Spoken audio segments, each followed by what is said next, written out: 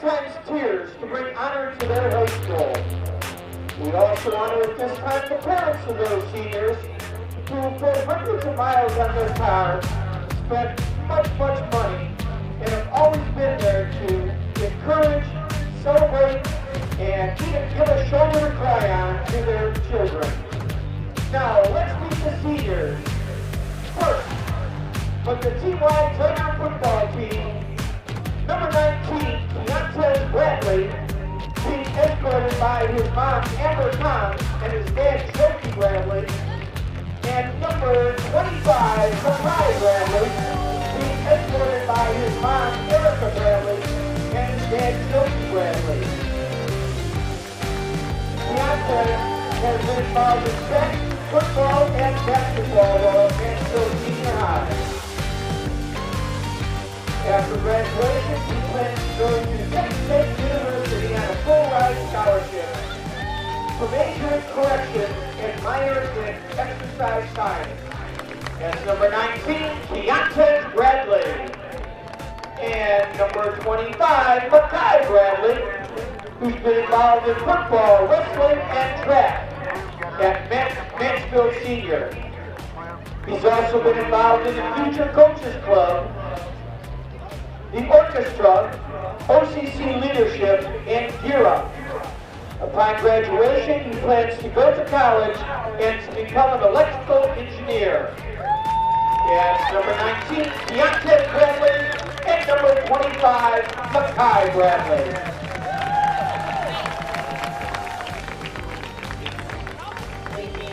Number 55, Isaiah Davis, is being escorted by his mom, Jessica Dillon, and his papa, Jeffrey McLean. While at Mansfield Senior, Isaiah has been involved in football, bowling, and baseball. He's also been involved in OCC leadership, youth leadership, engineering, and robotics. After graduation, Isaiah plans to go to college and major in computer science and continue his bowling career. That's number 55, Isaiah Davis.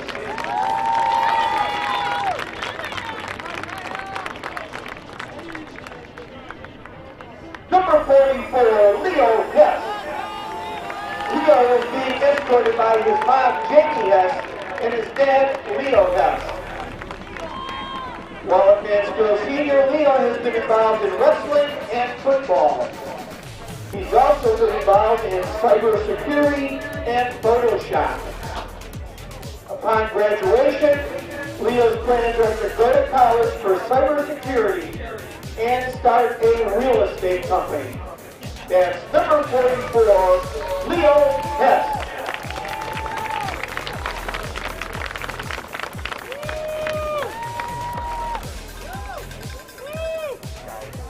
Number 32, Ricky Bill.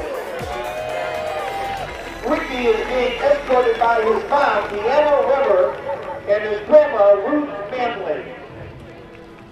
While at Mansfield Senior, Ricky has been involved in football as well as OCC leadership.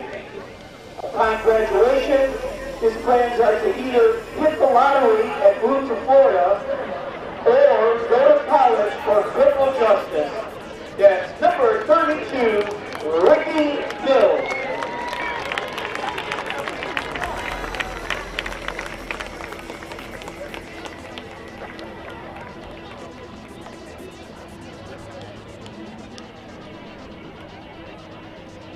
Number 88, Sean Putt. Sean is being escorted by his mom, Patricia Putt, and his dad, Elliot Putt. While at Mansfield Senior, Sean has been involved in soccer and football. He's also been involved in his youth group. Upon graduation, Sean's plans are to attend college to play football and study sports medicine. That's number 88, Sean Putt.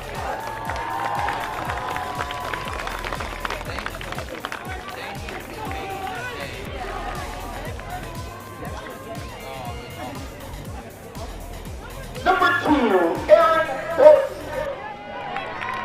Aaron is being escorted by his parents, Walter and Christina Thornton. While at Mansfield Senior, Aaron has been involved in football, track, and basketball.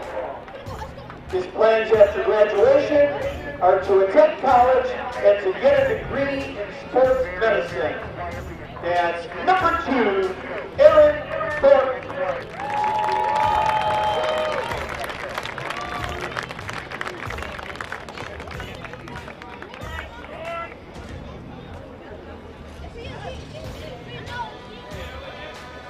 Now, let's meet the seniors on the Mansfield Senior cheerleader squad. First, we have Weirich Peoples, who's being escorted by her mom, Monica Long, and her dad, Quincy Peoples. While at Mansfield Senior, Weirich has been involved in cheerleading and track. She also has been involved in the Positive Behavior Intervention Support Group, Student Council, and Black Culture Club. Upon graduation, Weirich's plans are to either go to college to become a respiratory therapist or go to the Navy. She also plans to travel the world and see what daily life is like in other countries.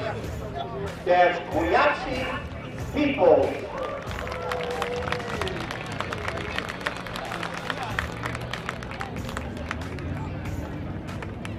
Next we have Ellie Snyder. Ellie is being escorted by her mom, Amanda Logan, and stepdad, Danny Logan. While at Mansfield Senior, Ellie has been involved in cheerleading and softball. She also is the 2023 class president, Key Club president, Academic Challenge president, National Honor Society Vice President, and Young People's Project. She's involved in Student Council, French Club, Drama Club, Yearbook, Solo and Ensemble. She won District 10 Honors Chair at the Solo and Ensemble Contest, and she's also involved in the MOEC District Ambassador. Upon graduation, Ellie's plans are to attend Baldwin-Wallace University for young adult education and English. That's Ellie Snyder.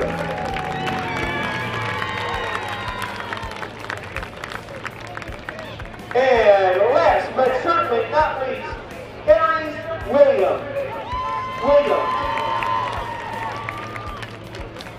While at Mansfield Senior, Aries has been involved in cheerleading and plans on running track this year.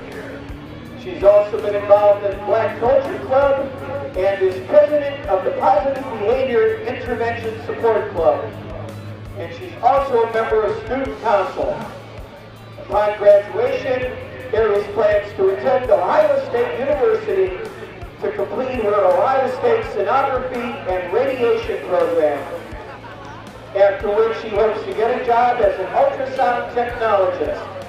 That's Aries Williams. One more time, let's hear it for all the seniors on the Mansfield Senior 2Y Tiger football team and cheerleading squad. Congratulations and best wishes to all of you.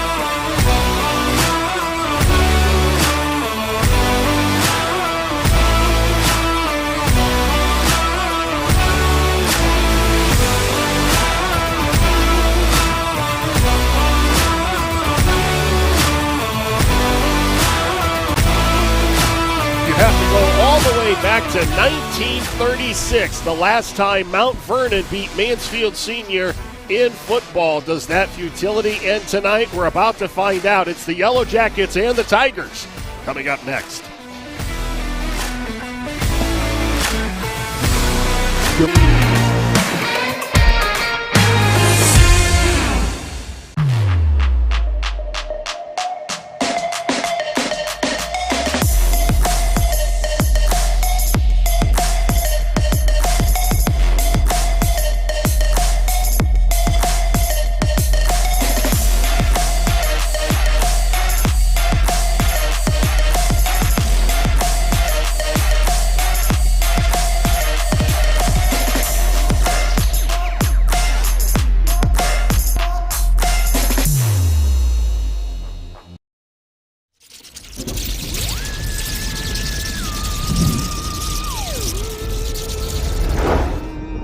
Happy Halloween!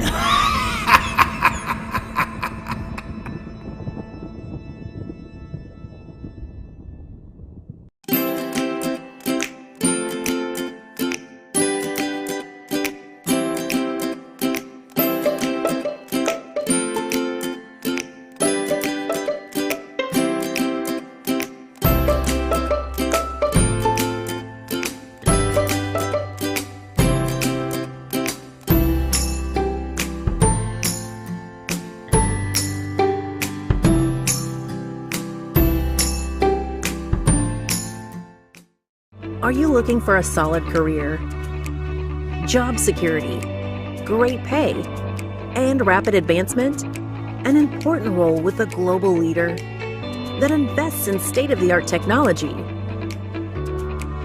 develops world-class solutions, and is committed to a cleaner tomorrow? Yeah, we have just what you're looking for.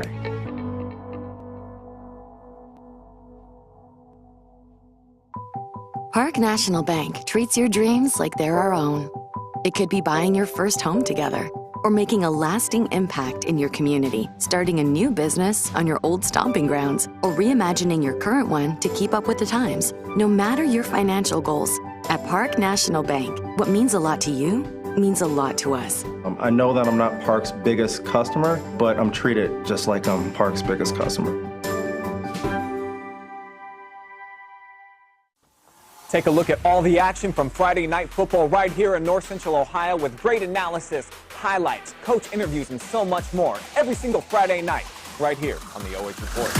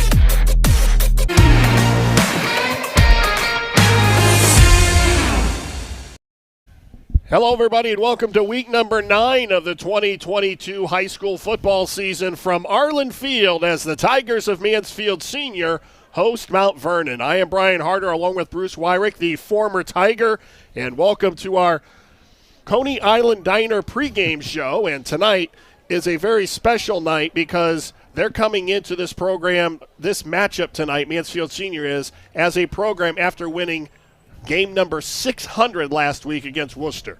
It's a history. You know, there's a lot of history at this football stadium. When it was built, if you ever want to look it up, you know, it was built during the Depression. And I ran out of that locker room, and back in my day, the home side was across the field. And you just get goosebumps when you sit here and broadcast a game where you played. 124 years of high school football, and in this year's edition of the Tigers, they are 6-2 overall, 3-1 in the OCC, They've got Mount Vernon tonight, a team that has really struggled this year under first-year head coach Jay Campbell. Next week they have the Madison Rams, a team that got their first win last week against this Mount Vernon team. So Mansfield Senior is not going to get anything as far as computer points winning these last 2 weeks. They want to get through these last 2 weeks healthy and ready for the postseason. Yeah, and when you end up with the season, when you're playing teams of this caliber, sometimes it hurts your team. You know, you're going to end up going into the playoffs. You want to be sharp. You want to be ready to go. You like to get challenged, find out where your weakness is so you can improve on them in practice. And, you know, Mount Vernon's a good team. They're young. They got a good coaching staff. They're an up-and-coming group of kids. They got a lot of freshmen starting. I just hope senior high knows that they got to work at it. They got to keep improving to get ready for the playoffs. That has got to be difficult when you're a team like Mansfield Senior, and they call these trap games. They're games that you don't want to overlook, especially when you're playing for something bigger. But at the same time, you don't want to be tentative because then you put yourself at risk of injury. Yeah, there's a big thing that sometimes you play to your opponent's level. And right now, when you look at the two teams, you got the record. Senior high is kind of riding high right now. Mount Vernon's on a little bit of a low end. And you don't want to drop your playoff, power. You want to be sharp. You want to be keen. You want to be challenged. You don't want to make anything easy. So senior high's got their hands full tonight. Deontay O'Brien and Amar Davis back to receive the kickoff, which goes out of bounds, so the Tigers will have the ball first. Mount Vernon won the opening coin toss, and they deferred, so the Tigers will start with the football. Let's take a look at the offensive starters for the Tigers of Mansfield Senior, and they are led by their quarterback, Duke Reese. Duke Reese, 131 yards passing, 113 yards rushing in that win over Worcester last week. Amar Davis is their leading receiver, 574 receiving yards and 5 touchdowns. And Amon Thomas, the former All-Ohioan, leads the charge up front on the offensive line. You know, you take a look at the coin toss, and senior high's coming out, high potential offense. Hope that's not a wrong decision by Mount Vernon right off the bat. You see Zion Brown standing behind Duke Reese. He's their leading ball carrier this season. Reese, little flare pass to the outside, and it's going to be caught by Amar Davis. He's up across the 45, already into Mount Vernon territory. The defensive starters for the Yellow Jackets, and this is a very young group. They are led by freshman linebacker Luke Mullins, 51 tackles, 3 of those for losses. He's forced 2 fumbles, and the defensive backfield is led by Rylan Fireball, 2 interceptions does Fireball have this season. Another pass, they swing it outside. That's Davis, and he is down inside the 40 to about the 37. So we expected really the Tigers to come out running the football. Mount Vernon, a team that is susceptible to the run, but they're coming out slinging. Well, senior high, you have so many skilled athletes. And Choki and his coaching staff, you sit down as a coaching staff, say, let's work on this week. We have the opportunity to improve. Let's see if we can't throw the ball, move the ball through the air, because later on you're going to need to throw the ball. Now they go to the ground, and that's Zion Brown, and he is stacked up at the 37. And on the stop is the freshman, Luke Mullins. Nice defensive stop. And when you start to rebuild a football team like Mount Vernon, one of the first things you want to do is rebuild your defense. It's easier to rebuild a defense than an offense. And, Mount Vernon, they got their hands full tonight. Let's see what that defense can do. Reese back to throw. Flag is down. Reese lets it go, and it's incomplete. There's a flag down right after the snap, so let's see what that's about back at the 40. Looks like it might be against Mount Vernon. Jumped off sides a little bit. Got a little early, got a little antsy. Big game.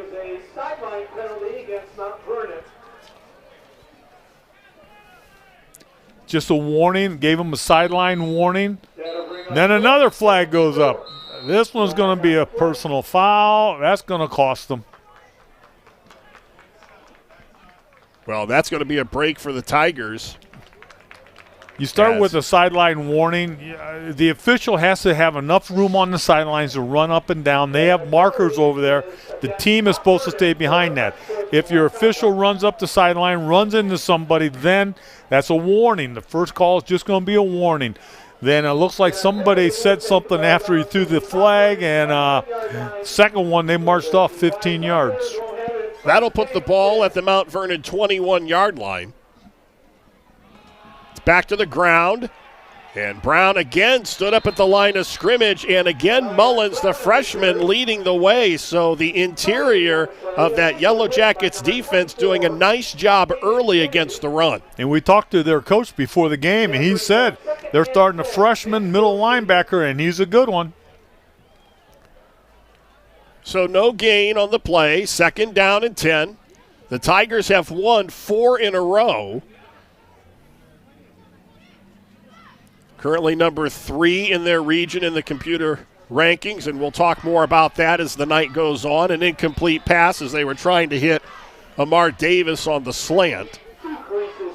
Senior high has so many weapons, and one of the things Chokey's trying to do, he's just trying to figure out where should we go, who's running the right routes, what do we got to work on for later. But you better start worrying about scoring, because if you let Mount Vernon hang around a little bit, it could be a problem for you.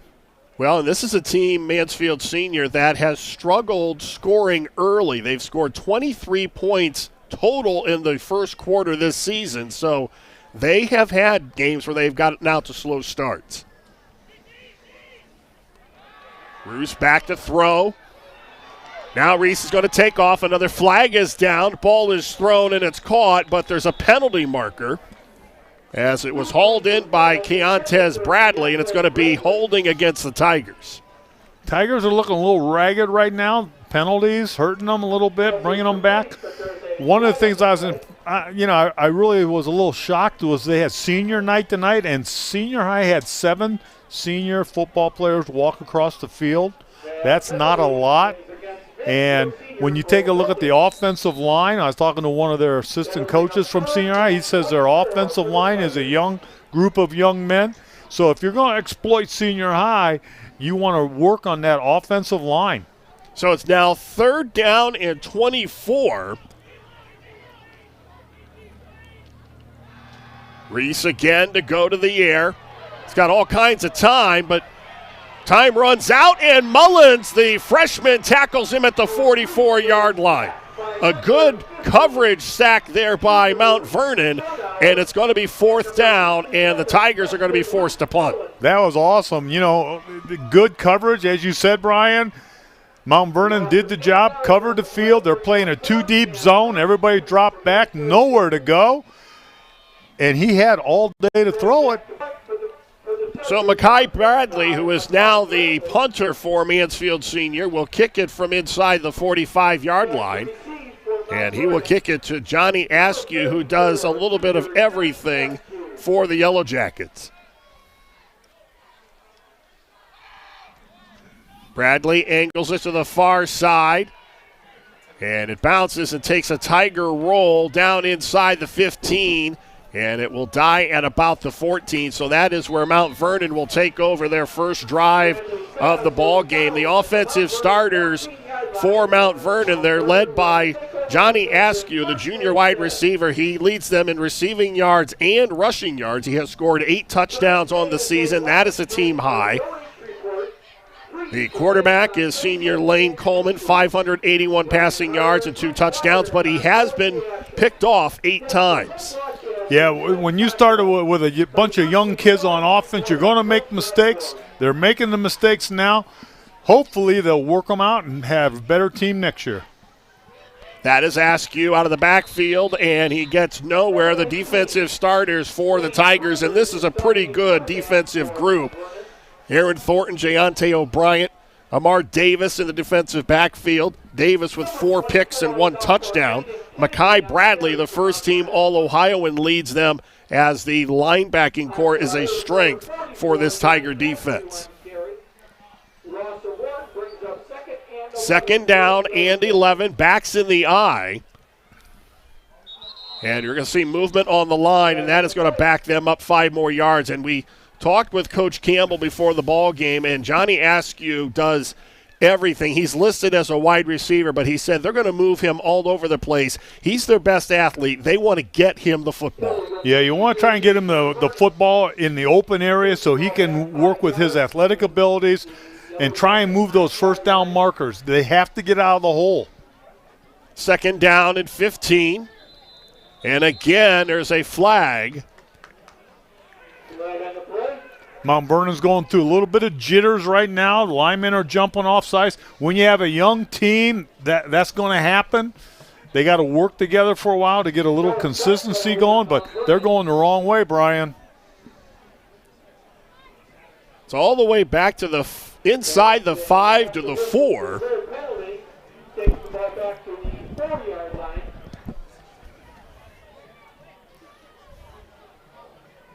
And Askew just gets to the line of scrimmage as the interior of the Tiger defense just collapses as he has nowhere to go. He's following a freshman at center.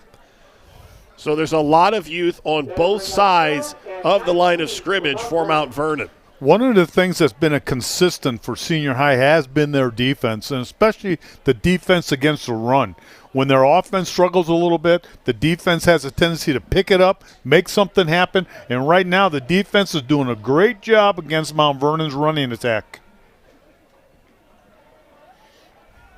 Again, 3rd and long. Coleman goes to the air. It's caught. And Luke Hubbard falls forward to about the 14-yard line, so he gets back to the original line of scrimmage. I like the call. It was a short pass. It was an easy pass for the quarterback. You don't want to put any pressure on this quarterback and this offense right now. You don't want to make the big mistake. So, nice, consistent throw, easy catch. Gives them a little room to punt the ball. So the Tigers should have very good field position on their second drive of the ball game. Nate Dismuke will catch this punt from about the 50.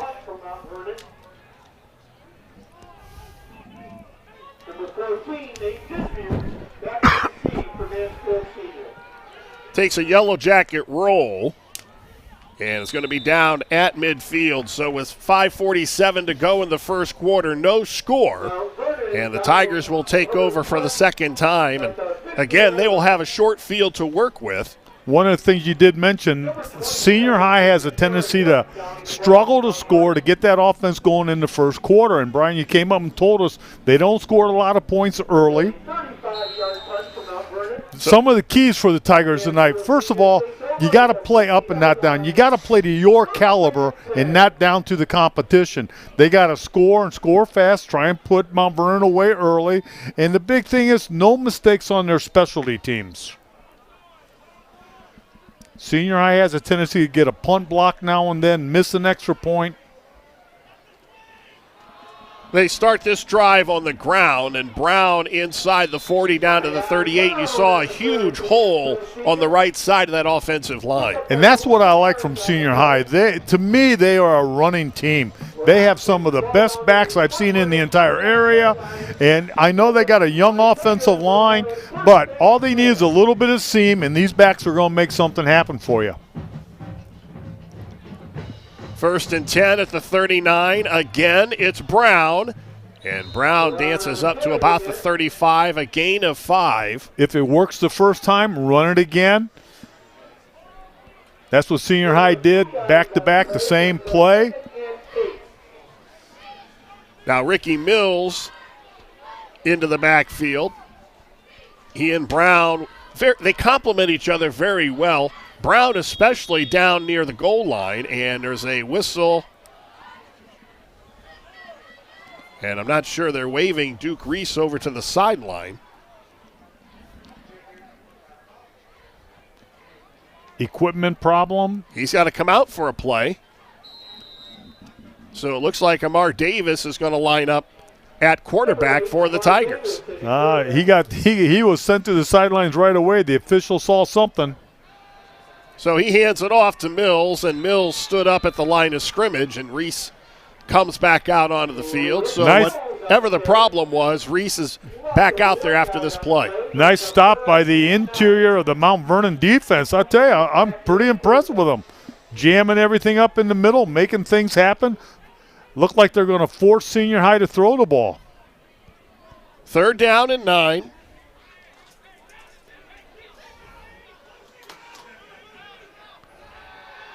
Reese uncorks it left side, and it's incomplete, and it's going to force another 4th down. Nice coverage by the Mount Vernon football team. Had everybody covered. The ball was a little bit overthrown. Now, in their win over Worcester last week, 31-11, Sean Putt kicked 4 field goals, which for the kicking game is good, but that tells me that offense starts to sputter when it gets down close to the red zone. Yeah, you get in that red zone, defenses tighten up, your offense becomes limited. You can't go for the long ball. You can't stretch out that defense. The back play tighter. Tigers will go for it here on 4th and 9. Reese looks right side, has a receiver, and he overthrows Dismuke down the right sideline, and the Tigers turn it over on down. So they're 0 for 2 in their first 2 drives here this evening. And as you watch the game start to develop, if Mount Vernon can continue this, they move themselves out of the hole. The defense of Mount Vernon, they were backed up inside the 5-yard line. Now the defense stops Senior High on 4th down. Now Mount Vernon's at the 37-yard line. So they are moving the ball because of the poor performance by the Tiger offense. 4 minutes to go here in the first quarter, no score. And Coleman up under center. That's Askew with the pitch on the left side and dives forward to the 41. So if Mount Vernon is going to pull this out here on the road, what are the keys for the Yellow Jackets tonight? Well, the keys for the Yellow Jackets is first they got to start playing everybody. You got to get everybody out there. You got to get everybody involved. You got to get the young kids going. You got to get the enthusiasm. Their enthusiasm's going.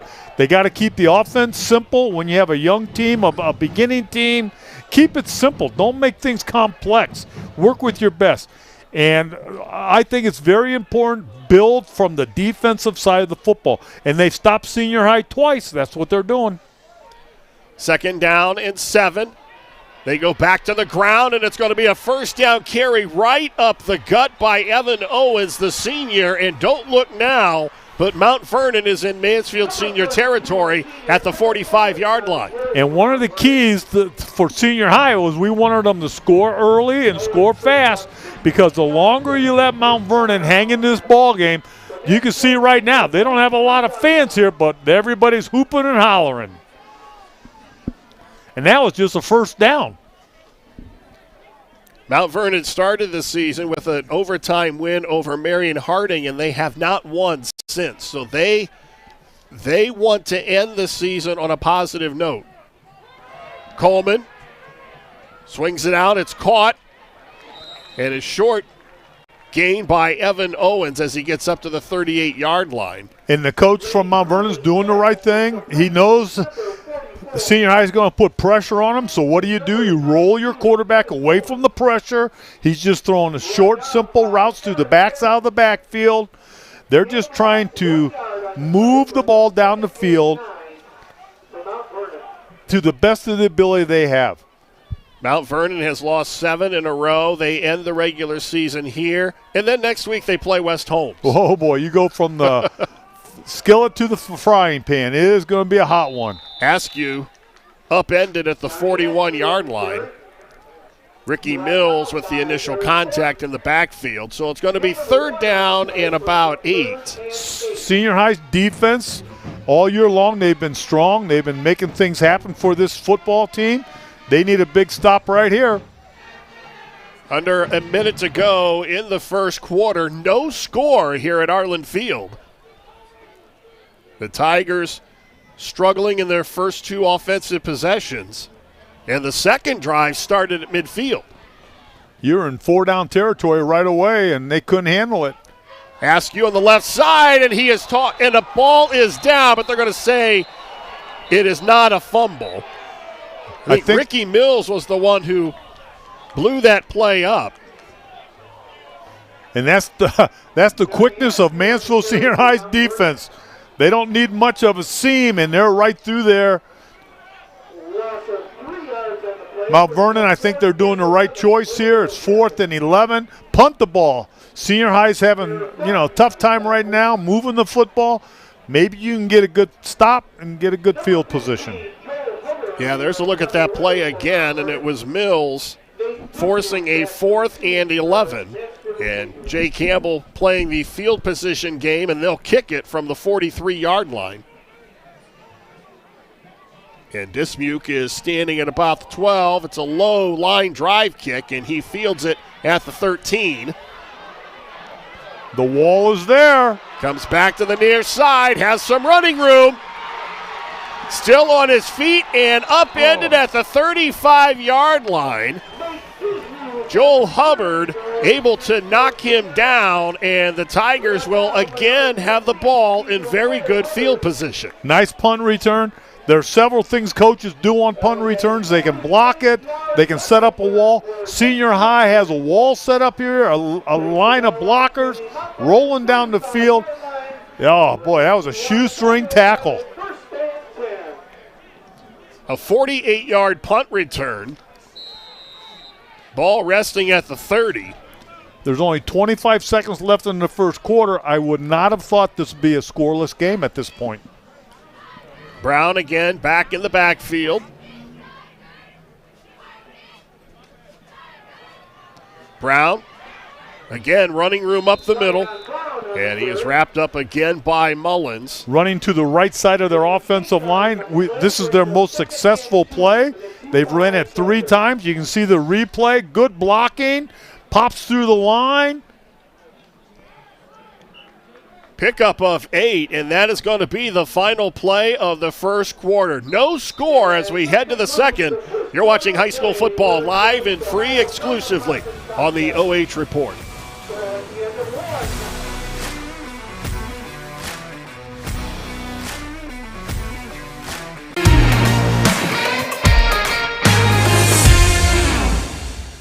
Are you looking for a solid career, job security, great pay, and rapid advancement? An important role with a global leader that invests in state-of-the-art technology, develops world-class solutions, and is committed to a cleaner tomorrow? Yeah, we have just what you're looking for.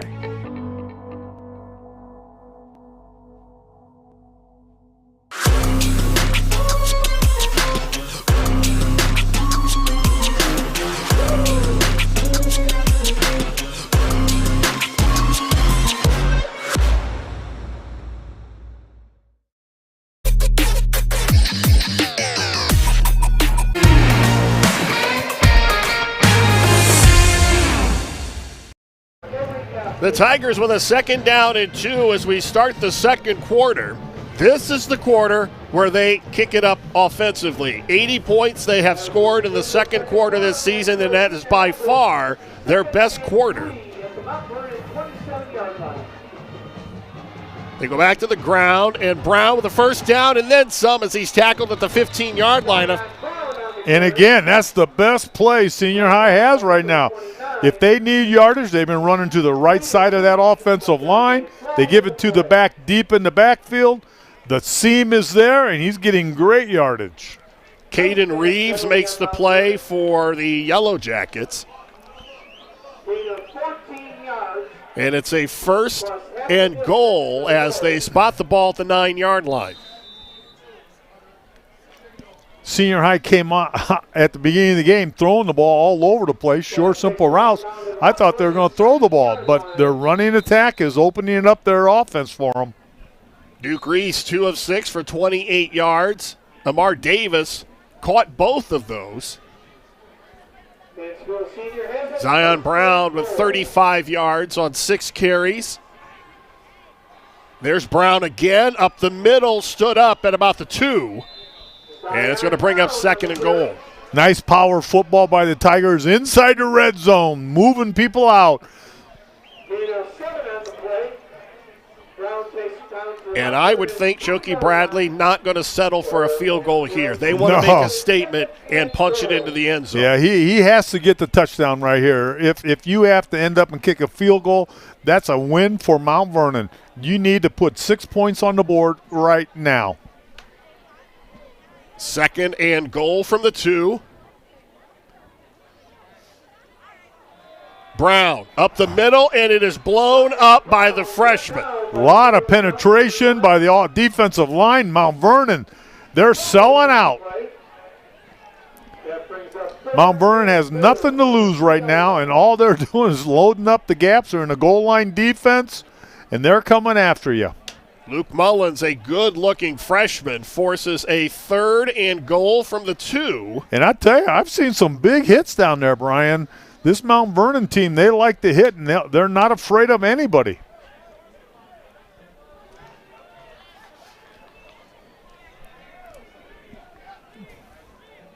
Ricky Mills now into the game. Mills off the right side. He does not get in. What a stop. Now we're in a 4th down. And look who's in the middle of it. Big 57, the freshman. And it's going to be 4th and goal. And the offense, it looks like, is going to stay on the field. What a goal line stand by Mount Vernon. Unbelievable.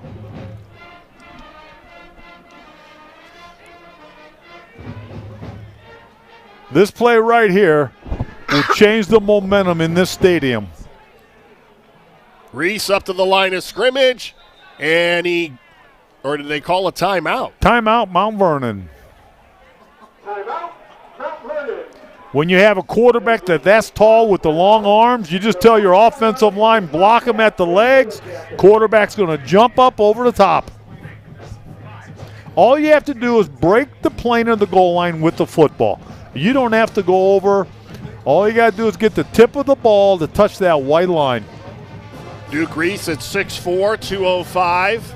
And when he puts his arms up in the air, he's what, 7'6"? But you also run the risk of turning the ball over. Right.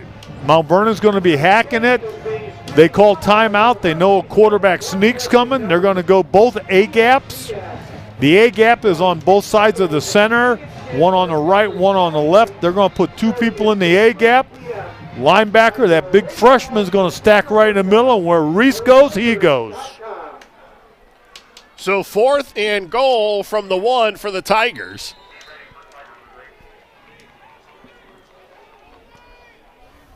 Ricky Mills lines up as the tailback. And Reese is going to roll to his left and get into the end zone for a Tiger touchdown. Smart move by Coach Choki. He knows he's having trouble running up the middle. Mount Vernon's been hammering him. So let's just roll the quarterback out, see if he can't get around the perimeter, and he scores. Duke Reese with his 4th rushing touchdown of the season. I love the play call. It was a good one. When you're getting hammered up front by a team that's only won 1 ball game this year, and you have to get points on it, roll away from the pressure. Punt on to attempt the extra point. Kick is up, and it is good. 9:23 to go in the 2nd quarter, and the Tigers draw first blood 7-0. You're watching high school football live and free exclusively on the OH Report. Are you looking for a solid career, job security, great pay, and rapid advancement? An important role with a global leader that invests in state-of-the-art technology, develops world-class solutions, and is committed to a cleaner tomorrow? Yeah, we have just what you're looking for.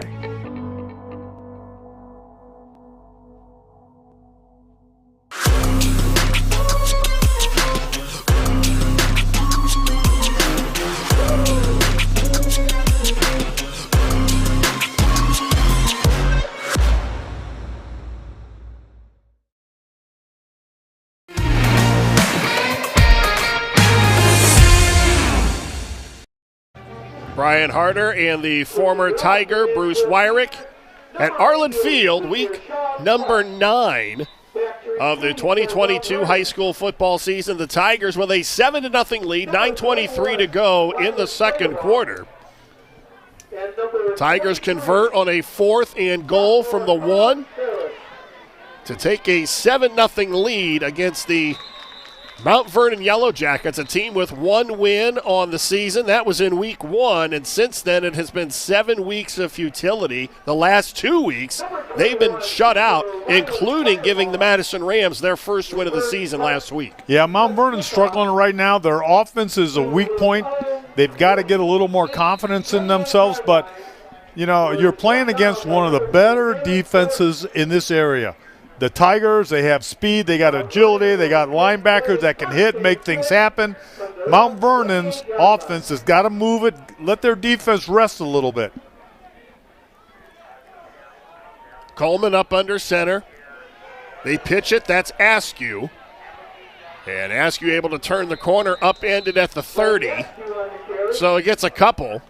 Mount Vernon's trying to run wide, stay away from all that power on the middle of the Tigers. The Tigers have a great linebacker crew. And the thing that gets me, Brian, these kids can run to the ball. You know, if you pitch it to the right or to the left, you might think you might outflank Senior High or run away from them. But Senior High has speed everywhere, and speed will cover any mistakes you make. 2nd down and 8 from the 30.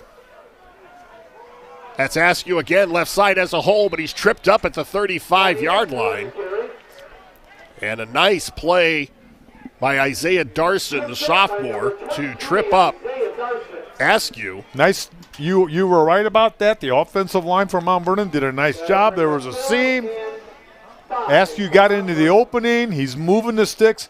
Big play right here, 3rd down and 4. If they get the first down here, it lets that Mount Vernon defense get a little bit of a break on the sidelines. It keeps their offense going, and more than that, it keeps Senior High off the field. 3rd down and 4. They give it to the fullback. And he is stopped at about 35. He'll get a couple, but still well short of the first down. Yeah, you're running right into the middle of that Tiger defense. And to me, that front and those linebackers, those 2 linebackers right there, they are the bulk of this Senior High defense, and they are very difficult to run against. Johnny Askew is the guy that they try to go to him for everything, but you key on him, and Mansfield Senior has enough speed that they can keep track of number 44. And we're looking at a 4th and 4. Are they going for it? 4th and 4 from their own 35-yard line. And a timeout is going to be called by Mount Vernon. You know what? When you're 1-7, what do you have to lose? You're right about that. 4th and 4, you come up, you caught Senior High a little bit off guard. They had some people mixed up, moving around. Mount Vernon's going, let's think about it a little bit more. Let's take a timeout and see what we can do here. And you're right. Mount Vernon's having trouble scoring right now. Give it a shot, see what you can do. You know, in 124 years of Tiger football, this is only the 25th time they have played Mount Vernon. And, you know, it's the type of rivalry that really could become something. They're not that far away from each other. Tigers hold a 14-10 series advantage. They're 5-0 with Chokey Bradley as the head coach. And when you take a look at Senior High, they're a Division III. Mount Vernon's a Division II school. A little bit bigger. Now they go into the punt formation. Tigers have won 7 in a row in the series. Tigers put a little pressure, tried to get up the middle. Again. Dismuke with the returns. Here's got the some wall, speed the coming wall to the near set side. Dismuke's still on his feet. He's at midfield. He's at the 40, down to the 30, and it's going to be a punt return for a touchdown for the Tigers. And Dismuke finds the end zone, but there is a flag down at the 40. Might have fallen out, or he might look like the official might have picked it back up. Let's see if it is a penalty. Personal foul. It's targeting. Against Mount Vernon. No, it's against Mansfield Senior. So that will take the touchdown off the board. Senior High does a nice job of setting the wall up. One of the things I did when I was coaching, we always set the wall up to our bench. We tell our kids, hey, get to the sidelines wherever our bench is, block everybody away from our bench. And Senior High has enough speed. If they can get into that wall, they are gone. You are down the field. Could not see the penalty on that replay, but it backs the Tigers up. These are the kind of mistakes that Chokey Bradley and the Tigers coaching staff want to make sure that they shore up before the postseason starts. Because if you make a mistake like this in the playoffs, you will lose the ball game.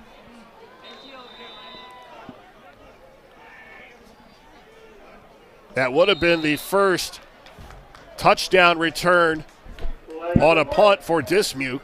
And the penalty, that'll go against Mount Vernon, so that moves the Tigers up 5 yards. Offsides, Mount Vernon, it just a jitters, nose man, wants to get through the gap, jumped a little bit early. Dismuke, only a sophomore, the speed that he has shown here early. And a big hole up the middle for Mills. And Mills has stood up and knocked down at midfield. He was wrapped up by Joel Hubbard, but he negates the negative yardage on the penalty and then some as he moves the Tigers up to the 50. Nice replay, Senior High. Once you get these Senior High back into the open field, they are tough to corral and bring them down. They have the speed, the ability to go anywhere. Mills leads the team with 9 rushing touchdowns on the season. Averages about 5 yards a carry. Reese swings it out. Davis has some room, breaks a couple tackles, finally brought down at the 41. Nice blocking by the wideouts for Senior High, holding their blocks, maintaining them, and the back just tries to find the alley and work his way up the sidelines. Gage Coleman, the younger brother of quarterback Lane Coleman, makes the tackle. So the Tigers on the roll. 1st and 10 at the 41 of Mount Vernon. Actually, it's a 2nd and 1. I forgot all about the penalty. Mills has the first down, stood up at the 34, pushes the pile inside the 30, all the way down to the 22-yard line, and the legs keep moving for Ricky Mills, and so does the pile. And that's what happens when you have those type of athletes. He made contact. He kept the feet grinding. His offensive line kept blocking downfield. They picked up another 10 yards off that, Brian. Talk about yards after contact. It's a 1st and 10 at the Yellow Jacket 23.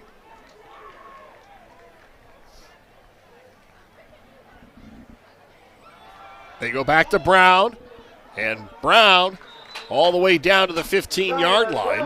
One of the things Senior High is doing is that they're putting a lot of wideouts, going with a one-back look. When you put a lot of wideouts, you have to cover them. Mount Vernon's being forced to pull linebackers out to cover the 3 receivers, and that leaves a man short on the interior. Senior High's taking advantage of it.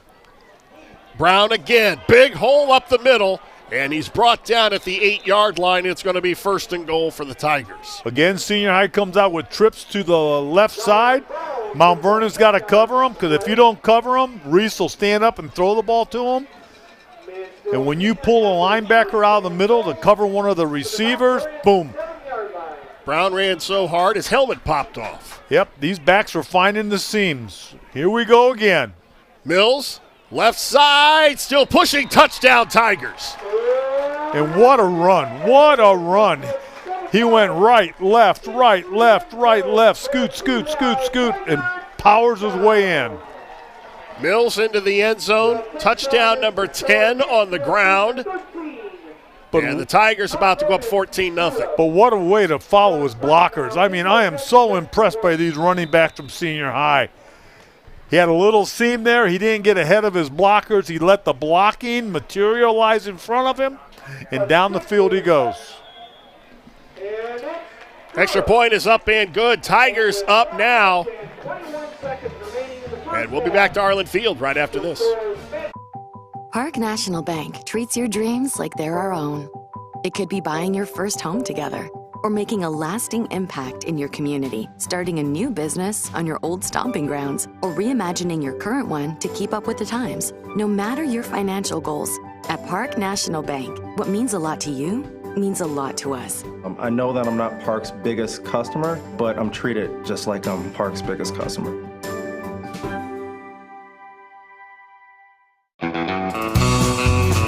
I'm Travis Big League Berardi. Catch me every week with my Country Roads rankings. We'll go over the small school top 10 football schools here in the area.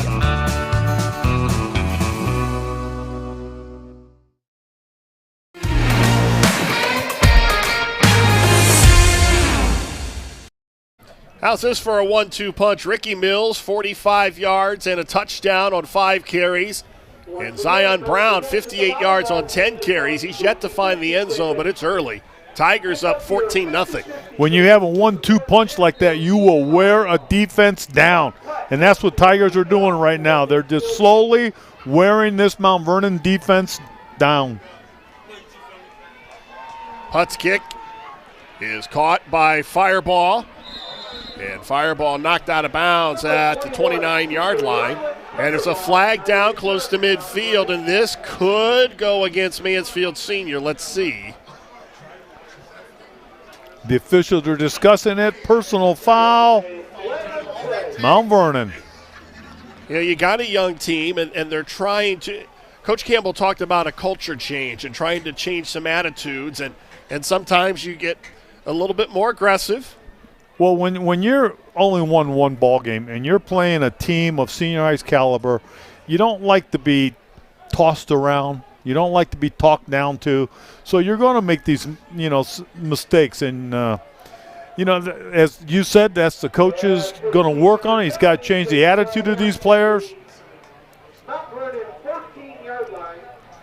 Penalty is just over the 14. So it'll be 1st and 10 for Mount Vernon as they now down by 2 touchdowns. Askew, again with nowhere to go. The senior high defense, as the game progresses, you're going to see them doing more and more and more tackles behind the line of scrimmage because they're slowly wearing this offense down. Senior high has so much talent. They have the speed. They have the ability to make things happen for them. They are going to wear this offense out. Ricky Mills and Aaron Thornton in on the tackle. No gain on the play, brings up 2nd and 10 for the black and orange. Askew again lines up as the tailback. Coleman goes to the air. It's incomplete, and he felt the pressure. Mount Vernon's had a tough time scoring in the last 4 ball games, and when you're playing one of the top defenses in the whole area, it makes for a long night for your offense. And anytime you go 1, 2, 3 and they got to punt the ball, it just wears your defense down. Mount Vernon's defense is going to be called back on the field here, and Senior High's offense is just going to try and roll on them. It wears you out. 3 receivers to the right side. And a flag is down. This usually in the area of a procedure penalty, and that's going to be the case. It's going to be a false start against Mount Vernon. And right now, Mount Vernon's, they call it shooting yourself in the foot. You're going the wrong direction. And as a coach on the sideline, you just say, oh, you practice it, you work on it, you do it every week. You get into a game, and it happens, and you just kind of shake your hand because it's basically out of your hands. What happens on that football field right now, these are in the hands of these young men. Yellow Jackets with a 3rd and 15. Look for Senior High to jump one of these pass routes. Coleman unloads right side, and it's going to be an easy pick. Giante O'Brien with the interception return. A flag comes flying in. O'Brien with a path to the end zone, but let's see if it stands. And we got a clip on the play. 2 officials called it blocking in the back. They're going to bring it back. Would have been a 42-yard interception return.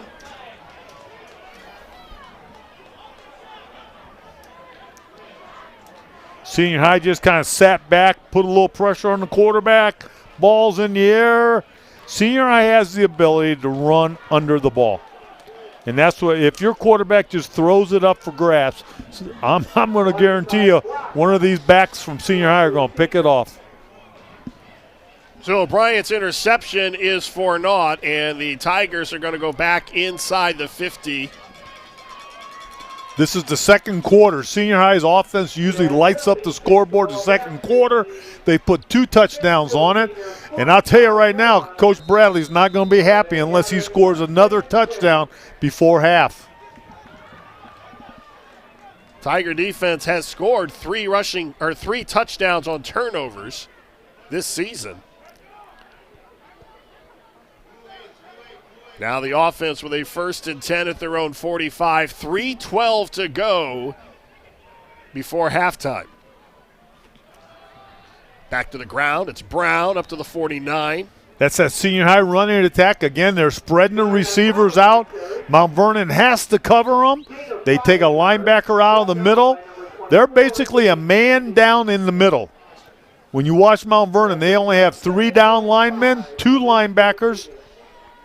Inside, that's 5 on 5 and 5 offensive linemen blocking 5 defensive guys. Somebody's got the advantage. Reese with all kinds of time. Looks up, left side, has a receiver, and is picked off by Askew. And Askew is down inside the 5, so the Tigers then turn the ball over. And Mount Vernon has it, but it's deep in their own territory. Yeah, but, that's the momentum. Reese had all the time in the world. That's a situation where you got to look for a secondary receiver, a short route, maybe even run the ball. I have yet to see Reese break the pocket and try and get a few yardage.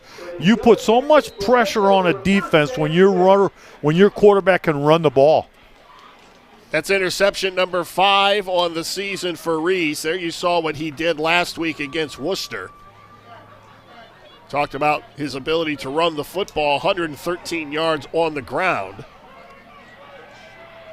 Pitch to Askew, and he is popped hard at the 5-yard line. Wow. I love watching this Tiger defense. They are, to stop the run, those young men can move. They can fly to the football. They make contact with you. And if you're back you're on the receiving end of one of these Senior High tackles, you'll feel it tomorrow morning. There's actually a gain on the play. It'll be 2nd down and 9. Timeout called, 2:22 to go before halftime. The Tigers with a 14-0 lead. Brian Harter, Bruce Weirich from Arlin Field, Week 9.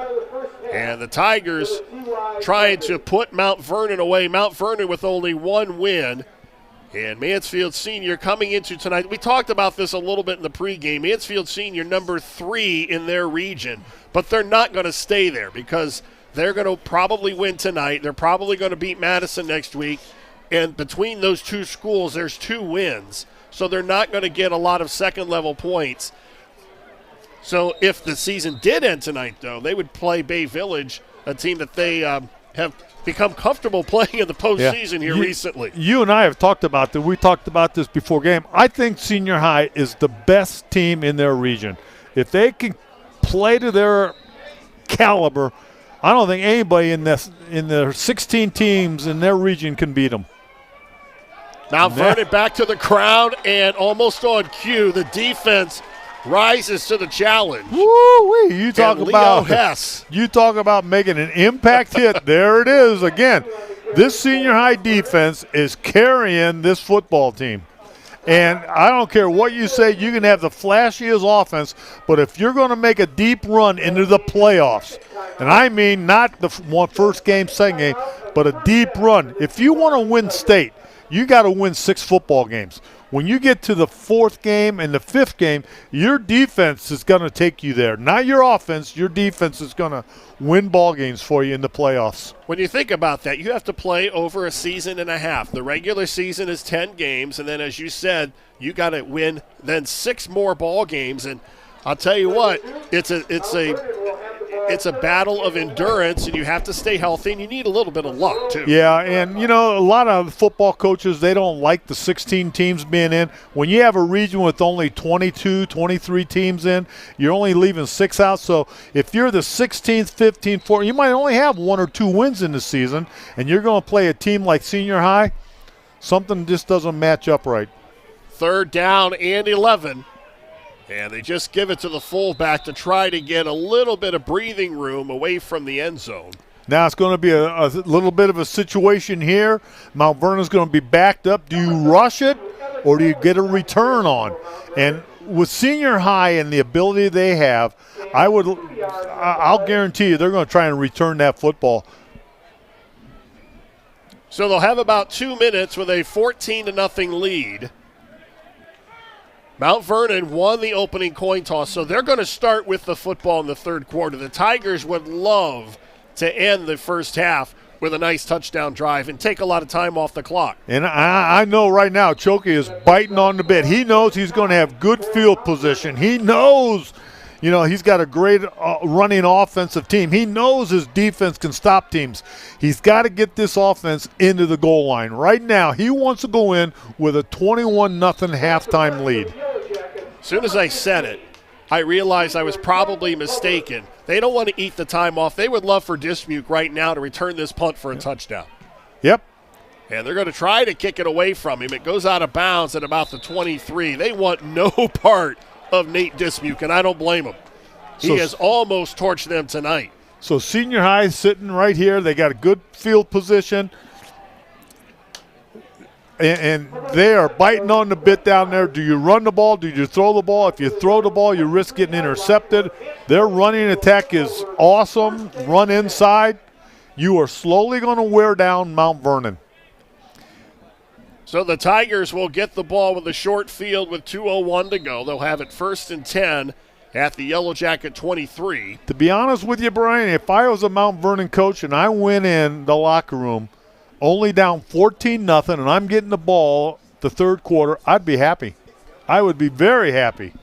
That's almost a moral victory. But if it's 21-0. Now you got a problem. Reese on 1st down, looks to go to the air. Has time, lofts it up right side, and it's going to be incomplete. Askew back on coverage. I'll tell you, that young man, as you stated earlier, the coach does everything with him. He is all over the field. Looks like he's covering Senior High's deep receivers. Great play. Watch the play and the reaction on the ball. And Askew gets up there with all 5'10". And I'll tell you what I like about it, he turned and looked at the ball. He didn't play the receiver. He knew the ball was in the air. He puts his hands up. A lot of times these college guys, they'll just not turn back. Interference call. Reese again, short one. It's popped in the air and it falls incomplete. He was trying to hit Amar Davis. And does Senior High have an Achilles heel? Are we looking at it right now, Brian?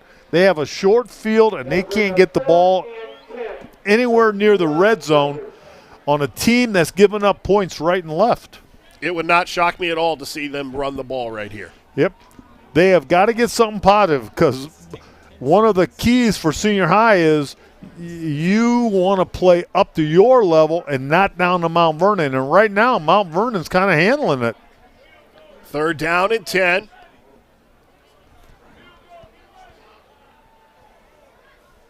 And they go to the ground, and again, the defense. Outside linebacker. Mount Vernon, they got nothing to lose right now, Brian. They got nothing in the world to lose. They got everything to gain, so what do? You blitz an outside linebacker, and the young man made a great play. The sophomore Gage Coleman made the play. It's now 4th and 12. And this is Mount Vernon's time to shine. And a timeout, the last timeout of the half taken by Mount Vernon with 1:17 to go. And 4th and 12, and the Tigers trying to just get a first down here. And, this is what I love about high school football. You can look at all the hype, you can look at all the records, but when you get on that football field, it's 22 young men out there are going to make something happen for you. 11 on offense, 11 on defense. And right now, Mount Vernon, to me, is playing one whale of a ball game. Jay Campbell said when he took this job, he was at Northridge last year, led them to the playoffs. And he took this job, and I asked him what the toughest part of that adjustment was, and he said there were just some attitudes that needed to change and some cultural change. And you hear that word thrown around a lot. Sometimes a football team will get into a rut. You don't have the senior leadership. You don't have the players that will challenge each other. That's sometimes one of the hardest things. A kid comes out on the football field. He knows he's going to be a linebacker because there's nobody to challenge him. You start building these challenges. You start getting kids going after each other. You have hard practices. That's where you build your football teams, during the practices. They were 2-8 a year ago. One of those losses, they lost to the Tygers down in Mount Vernon 26-6. And a wide-open receiver drops the ball at the 6-yard line, and the Tigers are going to turn it over on down, and Amar Davis would love to have that one back. Wow, yeah, it was a little bit behind throwing. The receiver was open right in the middle. They tried to go to the post. They call that the skinny post. Just runs right up the seam, gets on the inside of the defensive back, ball a little behind him. Does senior high have an Achilles heel, and did we just see it? So Mount Vernon with the ball with no timeouts, 1:12 to go before halftime. All Mount Vernon wants to do is get into the locker room with a 14-0 game. Coleman out of the gun, and they will stay on the ground. That's Evan Owens just back to the line of scrimmage. And he gets about a yard. It'll be 2nd and 11. Watch, see if Mount Vernon just stays in the huddle a little bit longer. They're going to use all the clock they can. If I was a coach on the sideline, I'd tell them, don't even come out of that huddle till I tell you. Make sure you watch Friday Night Pigskin tonight at 11:30. Get all the scores, highlights, interviews, expert analysis, and more here on the OH Report. Askew trying to turn the corner, and we talked about it before, how quickly Mansfield Senior closes on the ball. They have speed everywhere. I don't care what position you're talking about. You know, maybe you're down 4 linemen. Defensive linemen might be a little slow, but everybody else, they can fly to the football. Aaron Thornton there early. Mekhi Bradley, the All-Ohio linebacker, closed.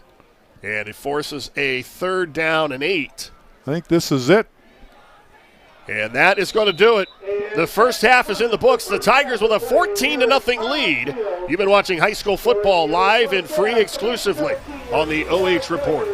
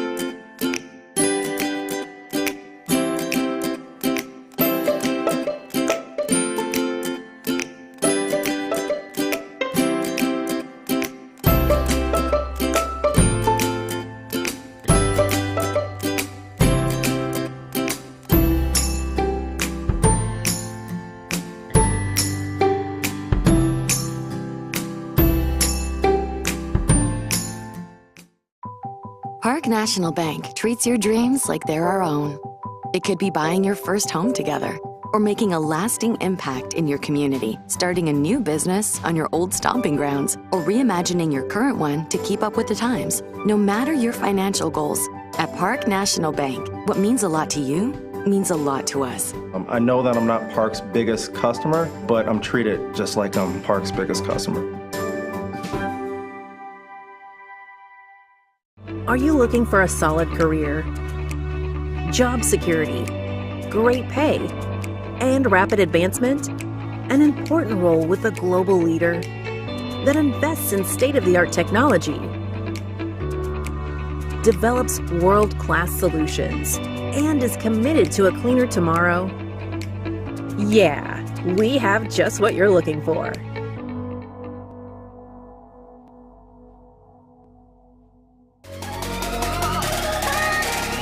What's up, America? Brian Skoronsky here, and if you want to see me and the gang chop it up with some unintelligent conversation, we've got the show for you. Check out the OH Report video podcast every Monday, exclusively right here on the OH Report.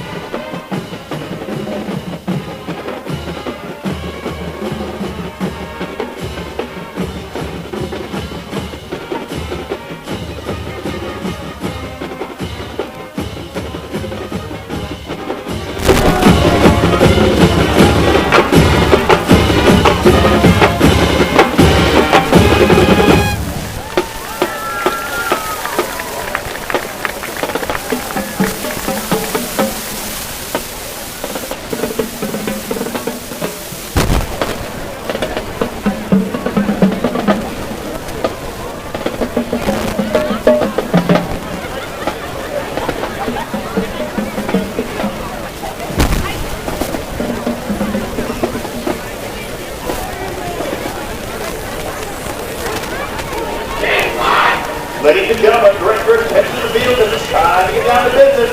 Mansfield Senior High Tiger marching band is in the house. Tonight we present our senior show here on Mansfield Senior across the field.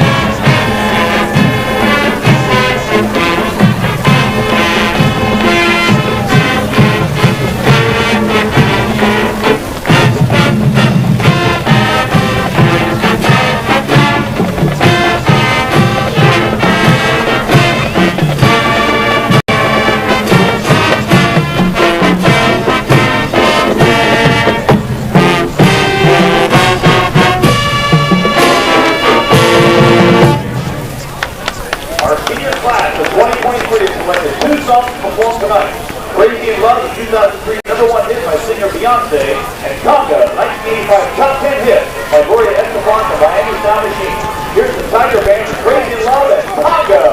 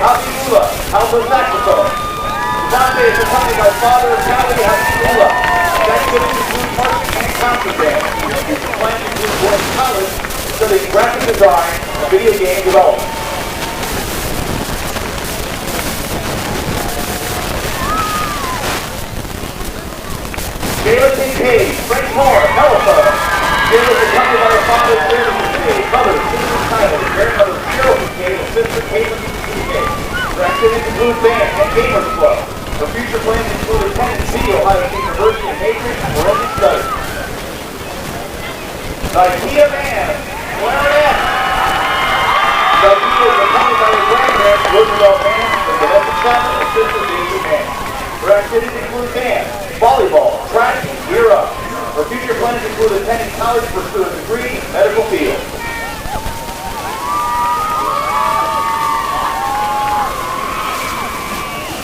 Maddie Sheldon, outfit saxophone. Maddie's accompanied by parents Bill and son Sheldon, grandparents Gwen and Don Walter.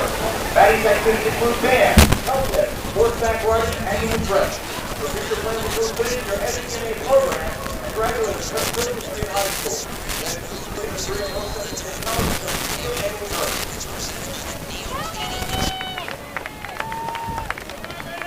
Allie Stecker, clarinet. Allie is accompanied by her parents, Chris and Teresa Stecker, and brother Brett.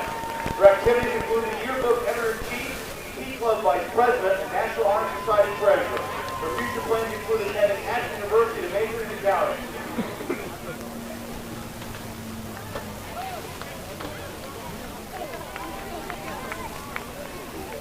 Kanat Toddy, flagpole.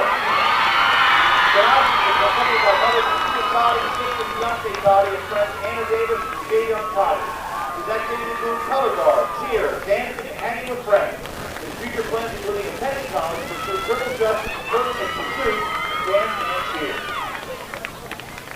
Tyler Toddhunter, percussion. Tyler is accompanied by father Paul Toddhunter. His activities include band. Tyler's future plans include attending North Central State College to pursue business analytics and transfer to a four-year college to continue studies in business analytics. Rounding it up, Austin Williams, percussion.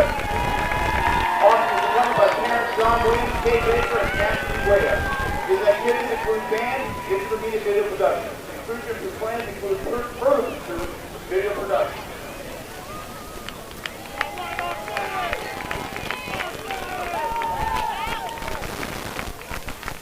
Let's give a round of applause for our class of 2023 Mansfield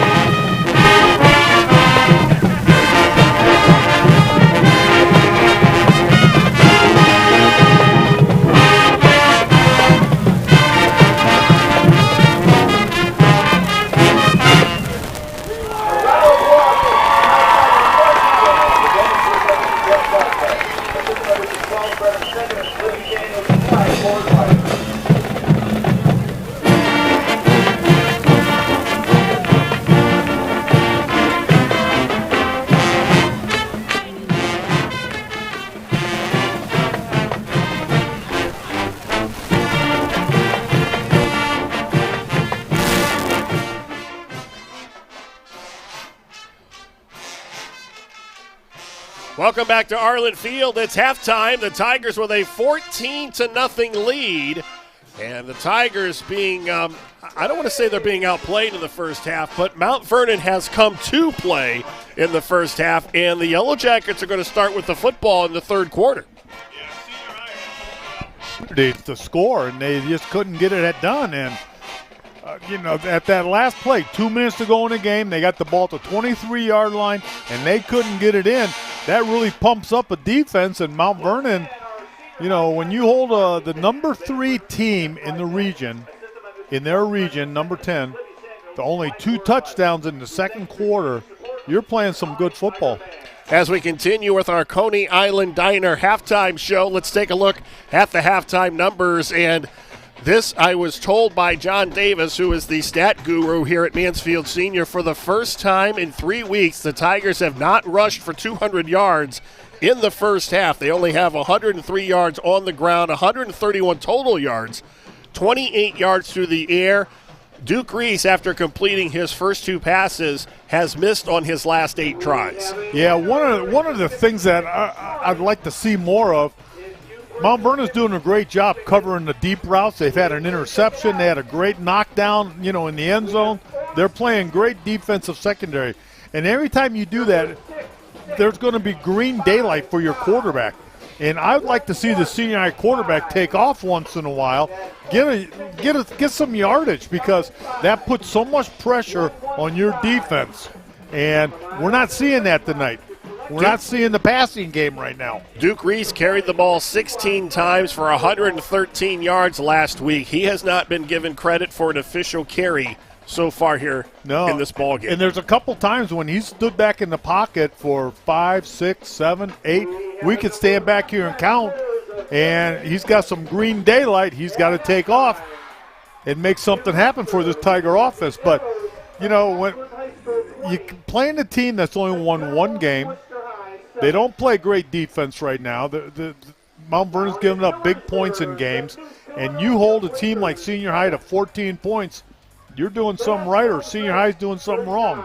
Now on the positive side, Zion Brown with 58 yards on 11 carries, Ricky Mills with 43 yards on 6 carries, and I would think, and we heard some of the Tigers coaches coming back up into the press box at halftime, I would think we're going to see the Tigers run the ball a lot more, because they were effective the times that they did decide to put it on the ground. Yeah, this is one of those halftime meetings with the coaches where you guys say, hey, we came in, we tried to work on our passing game a little bit. It's not working. We're letting Mount Vernon hang around too long. They can pick off a pass. They can pick up a fumble. They can score a touchdown, and they're right back into this game. We got to run the ball. Let's just run it down their throats and see what we can do. Now, having said all of that, Mount Vernon is a team that has been shut out the last couple of weeks. They did not score in the first half. So offensively, they are still struggling as well to find their identity in their first-year head coach. So this is not an offensive juggernaut by any stretch of the imagination, and the Tigers' defense has done very well in the first half to keep the Tigers where they are. The senior high defense can hold any team, in the state in check. They are really that good. But the Mount Vernon coach is doing a great job. He's rebuilding his football team through his defense. The defense plays well. They got a freshman middle linebacker that's just eating people up tonight. And they got a couple secondary people that can cover the deep routes for senior high. Very impressed with that Mount Vernon defense. So let's take a look at the computer rankings. We've talked about them in the first half, and as it stands right now, Mansfield Senior is third in their region, but they've already clinched a playoff spot. But they're not going to stay in third. They're probably going to win tonight. They're probably going to beat Madison next week, a team that has 1 win itself, and that was over Mount Vernon last week. So they're not going to collect any points from these 2 wins. So they're probably going to drop to 4th or 5th and end up playing somebody like a Defiance or Rocky River or even Padua Franciscan. We saw them here a year ago. When you get into playoffs, everything changes. Everything. Attitudes change, and you got to be ready every week. But, we talked about senior high playing Madison. You got to remember, I can remember when Madison had 2 losing seasons in a row, and they only beat 1 team, and that team was the Mansfield Senior High Tigers. Senior High Tigers. So So when it comes to the Battle of Mansfield, anything can happen. Anything can happen. So tonight, a lot of people thought this would be a running clock. It'd be over at halftime. Mount Vernon's made a game out of it. And I'll tell you, sitting up here in the nickel seats, I enjoy it. It's a great game. Sean Pott is ready to kick off to start the second half, and the Yellow Jackets will have the ball. And they give it to Askew as he tries to leap over a would-be tackler, gets up to the 22-yard line. So that is where Mount Vernon will start their first drive of the third quarter. Mount Vernon tried to reverse on it. Senior High is well-disciplined. They stayed in their lanes. But then again, Senior High has the speed. If you try and do any razzle-dazzle, even if they're out of position, they got the speed to get back in the right position and make the play. So 1st and 10 at the 22. I don't know, has Mount Vernon crossed the 50-yard line yet tonight? I think they got over once on a run by Evans, and that was their largest gain of the night. They're not going to do it here because they are stood up and a flag comes flying in from the defensive backfield. And right now, the Senior High front, I don't think I've seen anybody really run effectively on the Senior High front. And there's a penalty now. This is a big one. They're going to mark off 15 yards. And this is where the Tigers can let them hang around if they continue with these self-inflicted wounds. And that's another penalty for the Tigers. And one of the keys of the game was you don't want to have a poor team or a team with a poor record hang around. It just builds up their momentum. That is the fourth penalty for the Tigers. One play, and Mount Vernon's on the scoreboard, and they made a game out of this. So it's now 1st and 10 at the 39. Another set of downs for Mount Vernon. Another 3-4 minutes off the clock. Got a question for you to think about as we get ready for this first down play from the 39. Backs in the eye. They pitch it to Askew. It looked like he was thinking about throwing for a second, and he has popped at the line of scrimmage. Ricky Mills over there for the Tigers, along with Leo Hess. Boy, can Senior High fly to the football. And Askew is down. He took a hard hit here. And when one of your best players is holding his leg, that is not a good sign right now. Keontae Bradley came over and delivered a shot. Askew is now up. But wow, Senior High can move. Okay, can you think back into your Tiger memory here? When was the first time these two teams played each other? Oh, geez. I think you mentioned it, 132 years ago or something like that? It was 1899. 1899. The Jackets won 6-5. 6-5. Now, don't go saying anything, but that was just a hair before I graduated. Yeah, just a hair. I think that might have been 2 years before I graduated. But well, here's the interesting part of this series. The last time Mount Vernon beat Mansfield Senior, you have to go back to 1936 when they beat them 14-6. Then they didn't play again until 1995. Yeah. Once you get into a conference, and back in those days, Senior High was in the old Buckeye Conference, you had 3 non-league games, then you had 7 conference games, and it's tough to play outside teams. And nowadays the schedule's a little bit different, realignment of conferences, and you play them. Second down. They go back to the ground, and that's Evan Owens with the carry. And again, that Tiger defense does a very good job of closing a running lane. You and I, we have to sit up here and pick an MVP. And right now, that defensive front for Senior High, I don't think we can get all 7 of them up here in the press box, can we? Because I'll tell you what, it's like you heard of the Pittsburgh Steelers, the steel wall and the steel curtain. These guys can play football up front. 3rd and 10. And I think they enjoy hitting because they've really popped people tonight. Coleman out of the gun. And that one incomplete. He was trying to hit Joel Hubbard. And it's 4th down, so the Yellow Jackets go quietly in their first drive of the quarter. Aside from the penalty, they really didn't do anything offensively. They got to pick it up a little bit, get a few more first downs. But Senior High is putting so much pressure on with blitzes and linebackers coming in on them. Look for a screen. You need to slow that rush down. You got to have a screen or a draw play, something to slow those guys down because they are just teeing off on this offense. Dismuke standing at the 30. And it's going to go out of bounds. That was a nice kick inside the 30, so the Tigers will take over. No return. And the kick is out of bounds at the 25-yard line. 9:49 to go, third quarter. Tigers with a 14-0 lead as they look to enter the postseason here in a couple of weeks on a hot streak. One of the things I like to look at is what happened at halftime. What did the coaches do? What adjustments are they making? If I was in that locker room at Senior High, I think they're talking about running the ball more, going with some play action passes, and trying to get the quarterback to run the ball a little bit. Reese out of the gun. That's Brown behind him.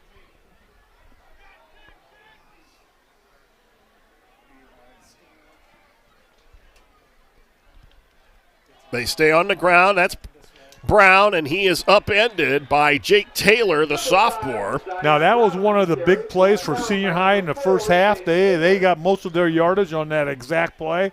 We just saw Mount Vernon's now jamming the hole up, forcing the ball carrier to bounce to the outside. So we saw the adjustments that Mount Vernon made to the defense. Well, with the struggles of the Tiger passing game, they're going to make them beat them throwing the football. Yep, let them. Reese swings it out, quick hit, and nothing after the catch as they do a nice job. Mount Vernon does, swarming to the ball, and it's going to be 3rd and long. And, I know what Senior High is trying to do. They're trying to get their best athletes in the open space with a blocker in front of them running it. But I really think you need to turn Reese loose and let him throw a curl, a hook, a 10-yard route. Try and get the ball in front of the line of scrimmage and not throwing it behind it. 3rd down and 11. And Reese straight back to throw. Looks left side. This one's thrown low, and it's incomplete as he was trying to hit Dismuke. So the offensive struggles continue for the Tigers, and now they have to punt the football. And this is where the Mount Vernon defense is really moving things up for their offense. They stopped Senior High on 1, 2, 3, 4 plays. Now they have to kick the ball. Mount Vernon may get the ball in Tiger territory. Mackay Bradley, who averages about 40 yards a kick, standing at the 10-yard line. So the Yellow Jackets should have their best field position of the night. Bradley with a high, short kick. This was not his best kick, but it takes a Tiger roll. Boy, you talk about luck. He gets down to the 40. Add 10 more yards on the bounce. So 35 yards on the kick, and the Yellow Jackets will start down 14-0, 8:22 to go, third quarter, and they will start at the 40-yard line. Now, looking at John Day's stats, Mount Vernon's only got 1 first down the whole night. They need to put together at least 1 or 2 first downs here. Move the markers. You just want to move the markers. Get them going. You need 3 positive plays in a row here. They stay on the ground. That's Owens. And he gets about 3 up to the 43-yard line. And it's tough to run in the middle of that Tiger defense. They are so quick. They're taking a gap defense. They're lining up in the A and B gaps, and they're just teeing off.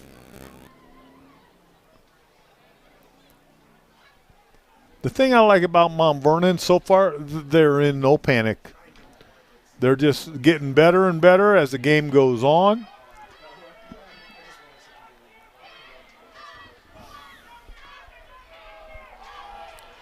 Run to the near side, and again, that's Mackay Bradley at the 40. It is very difficult to run outside on this Tiger defense. They just have so much speed. You could build a track team around what they have out on that field right now. These gentlemen can fly to the football. And when they get there, they don't stop, Brian. They just run you over. Darson made the initial contact, and Bradley over to help out. 3rd down and 9.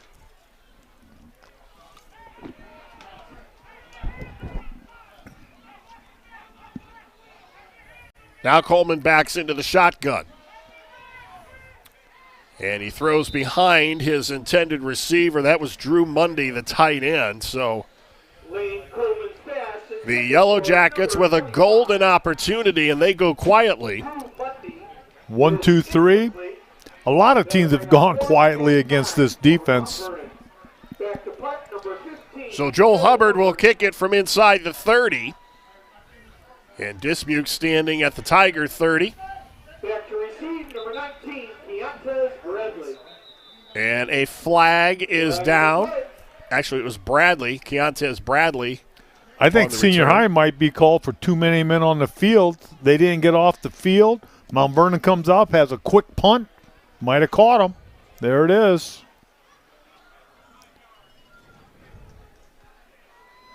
Still going to be 4th down.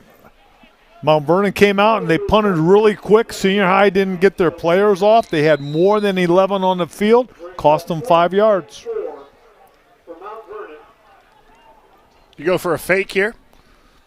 You have nothing to lose. The coach is going to call timeout. Let's take a look at it, see what happens. 6:49 to go, 3rd quarter. Tigers with a 14-0 lead. They did not score at all in the 1st quarter. And then they got 2 touchdowns in the 2nd, one on a 1-yard touchdown run by Duke Reese. And then Ricky Mills scampered in from 7 yards out. So let's think a little bit about Mount Vernon right now. They're having trouble running the football. I don't think they've got the back to make something happen. Senior High is very strong up front. The passing game's been a little bit weak right now because of the pass rush. Look for a screen. I would love to see Mount Vernon throw a little dump pass screen and see if they can't get a little bit of yardage. At least get a 1st down.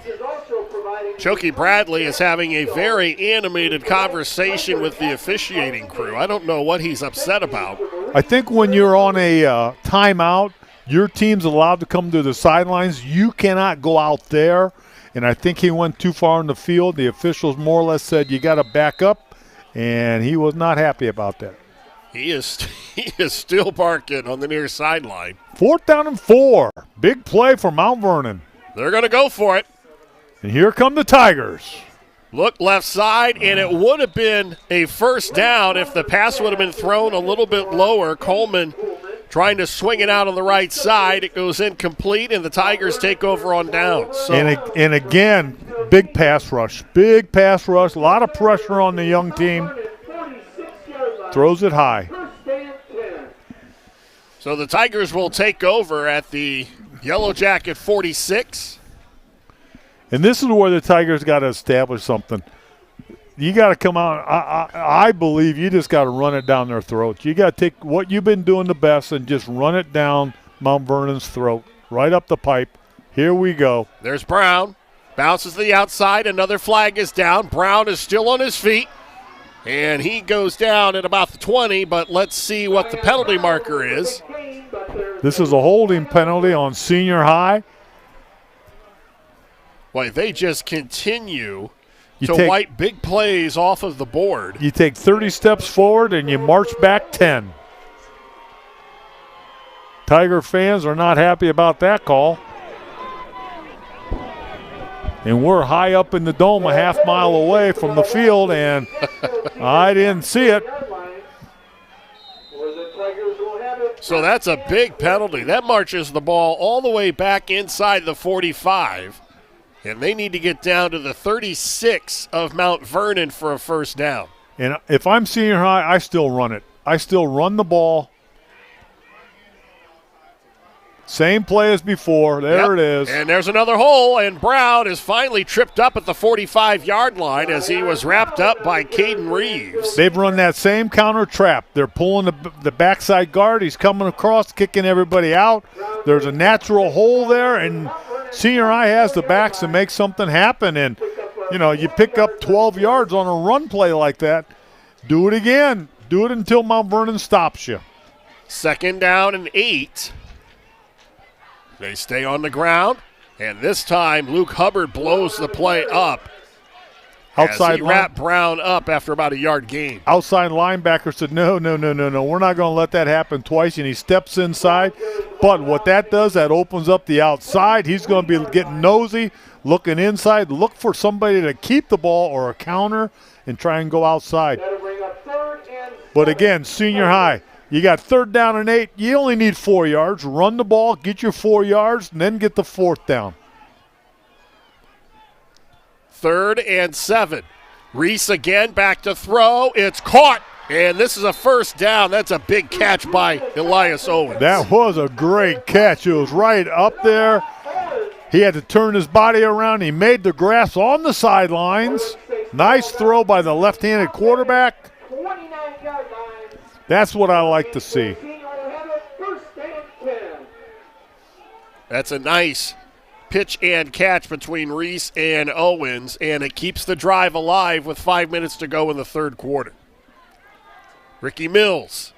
Now they'll run the counter play the opposite way. They're pulling the backside tackle, trying to kick everybody out. Jake Taylor comes up to make the tackle.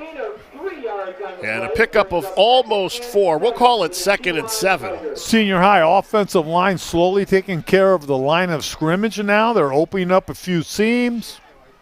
I like senior high's pulling. I like it when teams pull players and take them from the right side to the left side. Reese again to go to the air. And it's caught by Davis. So a little bit of momentum now in the Tiger passing game, and Reese starting to feel a little bit more comfortable back there in the pocket. And I like this route. I like him throwing down the field instead of behind the line of scrimmage. He's throwing down. He's getting his confidence built up. Senior high is using their athletic ability, getting open, making the catches. 1st and 10. Mills with a big hole right side, and he's down inside the 10, and it's going to be close to another 1st down. And that's what the passing game will do for you. When you start completing passes, now your linebackers start thinking, oh, I got to bail out of here. I got to cover the curl zone. I got to cover the turn-in route, slant route. And the next thing you do is you run it right up the pipe. So it's 1st and goal at the 7.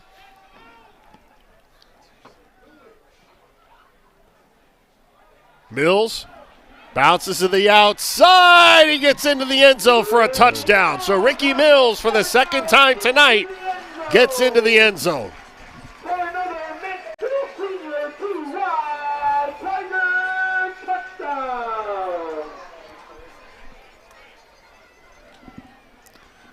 Senior high, nice drive. They put it together. They used the passing attack. Everything worked out well. That's the senior high I like to see.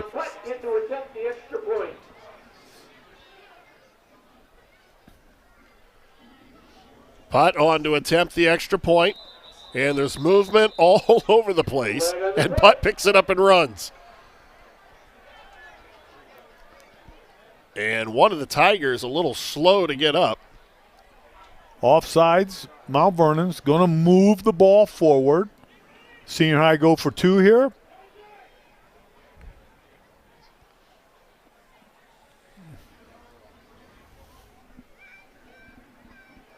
Kevin McDowell, a freshman, jogs off the field. He was the Tiger that was dinged up. May have been offsetting penalties. They're going to try it again.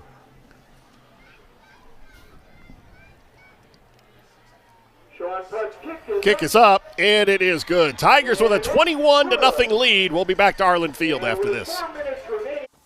Take a look at all the action from Friday Night Football right here in North Central Ohio with great analysis, highlights, coach interviews, and so much more every single Friday night right here on the OH Report.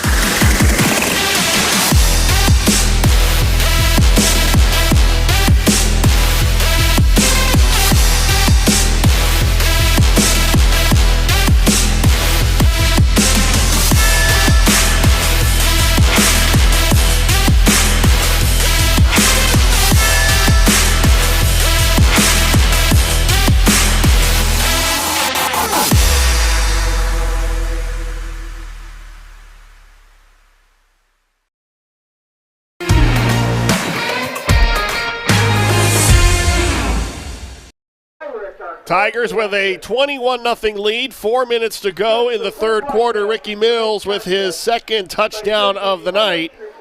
9 carries, 64 yards, and those 2 scores.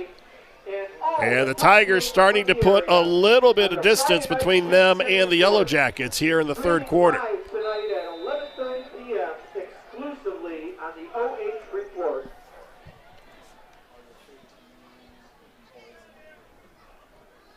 See if the Yellow Jackets can answer here offensively. And they better go back and get it. Mundy with the return knocked out of bounds just across the 20.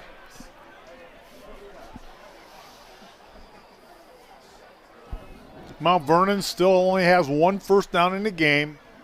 Their offense is struggling. It has struggled the last 4 or 5 football games.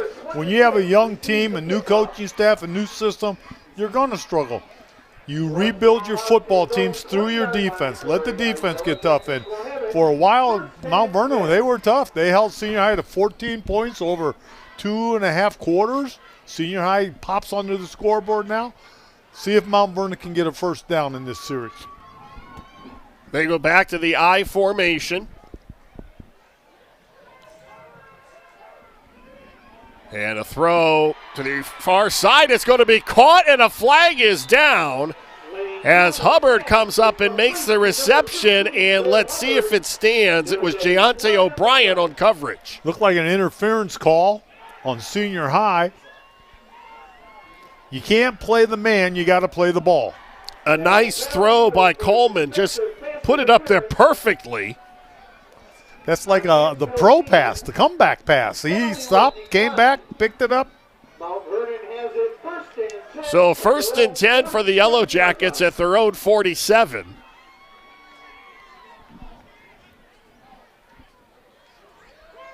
Askew tripped up in the backfield.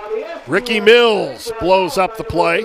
And that's that Senior High defense. Their front 7 are awesome. I could watch these guys play football all night long. It's not the first time we've called Ricky Mills tonight on the defensive side of the ball. He's done it on both sides.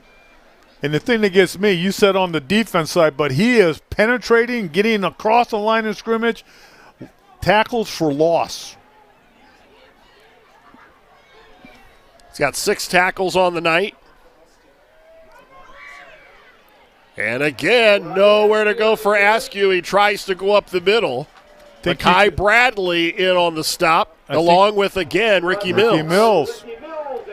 That young man is all over the football field. No gain on the play, brings up 3rd and 13 for Mount Vernon.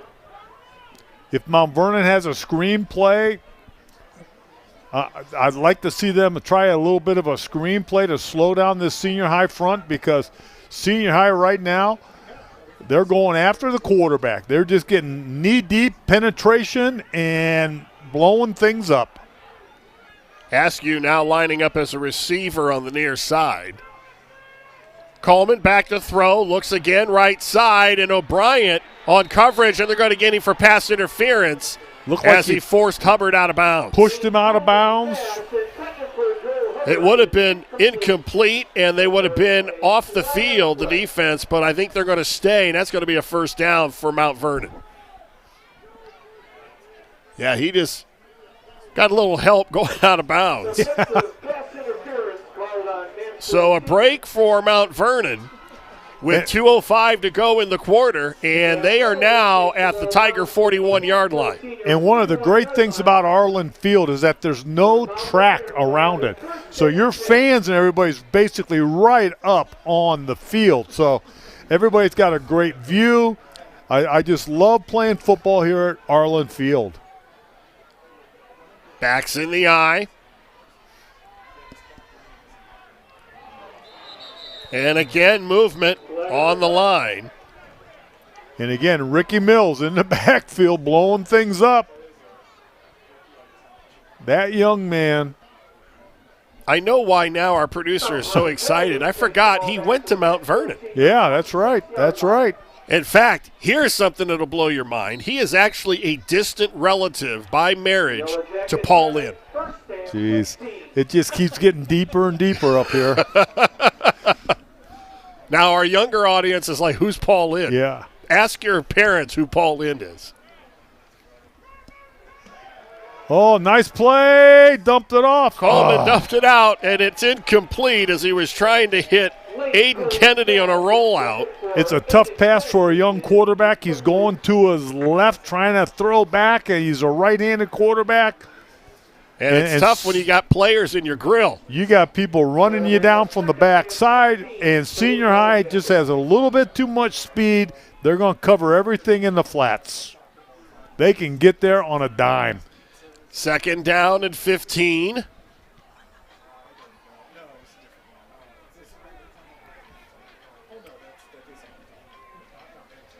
Owens as the tailback.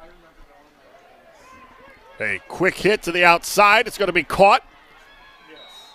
And nice play, really. You know, a little confidence. You got a pass rush. You do something quick. Get it out of the quarterback's hands. Hubbard with another catch. It makes it now 3rd down and 6. This is the best drive Mount Vernon's had all night. This is the closest to the goal line they've gotten all night. And remember, this drive was kept alive on a pass interference penalty. 2 of them. Wasn't there 2 in this series?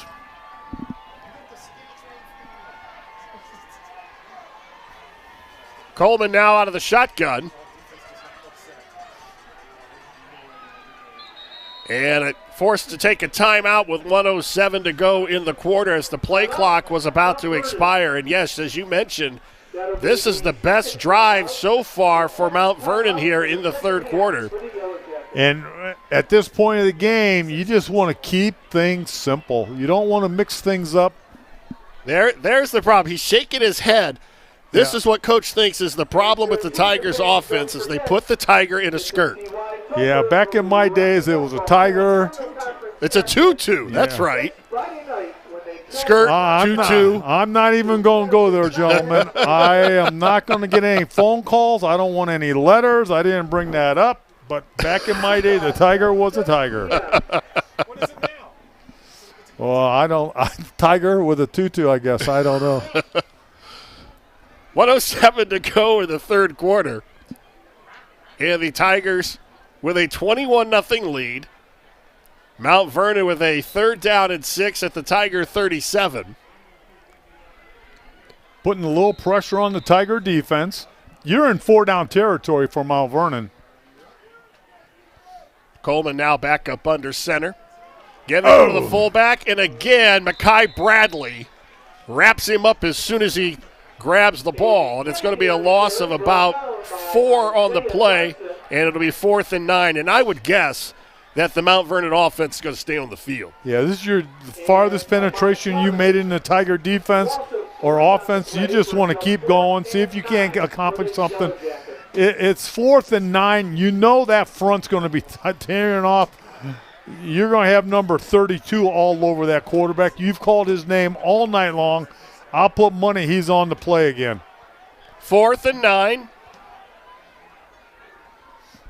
And there's another 5 yards. Young tackle, he knows he moved.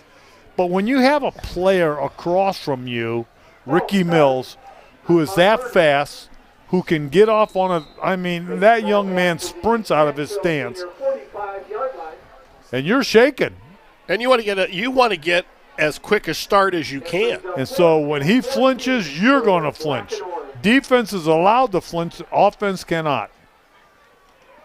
They swing it out near side. It's caught by Owens, and he has nowhere to go as he runs into the arms of Aaron Thornton. And like I say, you throw the ball out there, you think you're one-on-one, but there were 6 Tiger defensive players on the ball, nowhere for them to go. Thornton one-on-one, and there was no way he was getting around Aaron Thornton. No, the Tigers were there. I mean, they in the open field, these young men can flat out fly. Now, you got 16 seconds left in the quarter. Right now, I think senior high's got to come back and just pound it down the field. Get into the red zone and run the ball in. This is where you teach your team to score by running the ball in the red zone. Here they come. Stay on the ground on first down. And that's Isaiah Darson, the sophomore, with the carry. And again, another flag is down with 8 seconds to go. It's going to be on Mount Vernon, dead ball foul, personal foul, Mount Vernon. That's going to be 15 yards. So that's a huge penalty against the Yellow Jackets. And they will march this off down inside the 45. And down all the way to the 38-yard line. You don't when you're playing a team like Senior High, you do not want to get them 15 yards. Darson stays in the backfield. I think they're just going to let the clock run out, Brian, and enjoy a 21-0 third quarter lead. Tigers up by 3 touchdowns as we head to the fourth quarter. 12 minutes to go from Arlin Field. You're watching high school football live and free exclusively on the OH Report.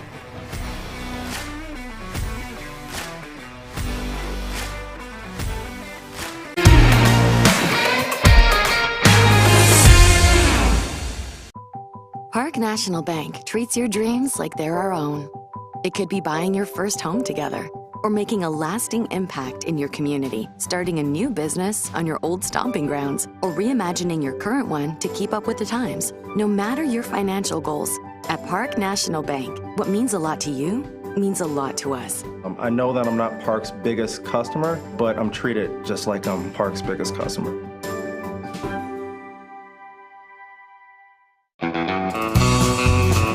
I'm Travis Big League Berardi. Catch me every week with my Country Roads rankings. We'll go over the small school top 10 football schools here in the area.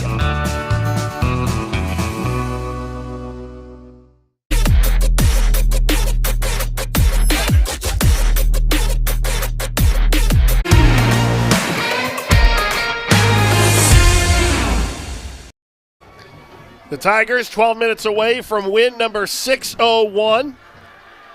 Duke Reese on first down with a throw over the middle, and it's going to be incomplete as he was trying to hit Keontae Bradley on a post route. They fake the ball to Mills, and I'll tell you, when you do that, everybody jumps on him.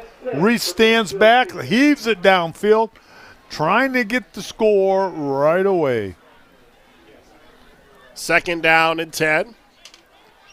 And Senior High's in 4-down territory. I don't think they're going to punt in here. I think they're going to try and work it down no matter what the situation is. We're either going to turn over our downs or score a touchdown. Now they go back to the ground, and it's Reese with a fake, and then he is wrapped up by Luke Hubbard, but Reese gets all the way down to the 32-yard line, and that is the first carry on the night for Duke Reese. And I've been saying that all the whole game. Run your quarterback. It puts so much pressure on a defense when you have a quarterback that can run the ball. Now those linebackers are going to think, whoa, I got to stop the quarterback also. And now a timeout taken again by Mount Vernon. That is their last timeout. So with 11:19 to go in the game, Mount Vernon has used all of their timeouts. Yeah, the coach, defensive coordinator saw something he didn't like.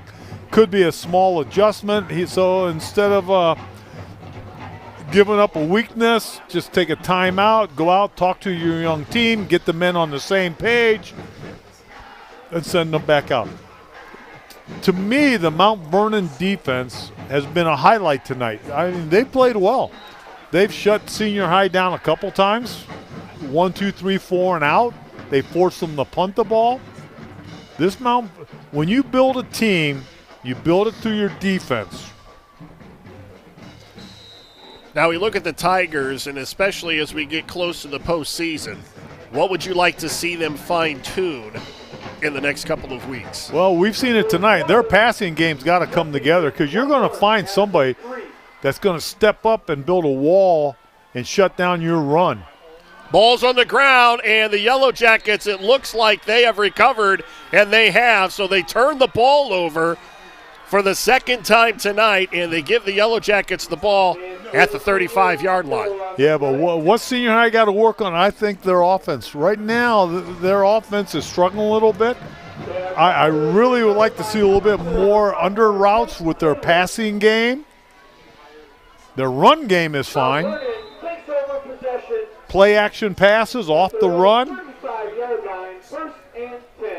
Let Reese throw the ball upfield.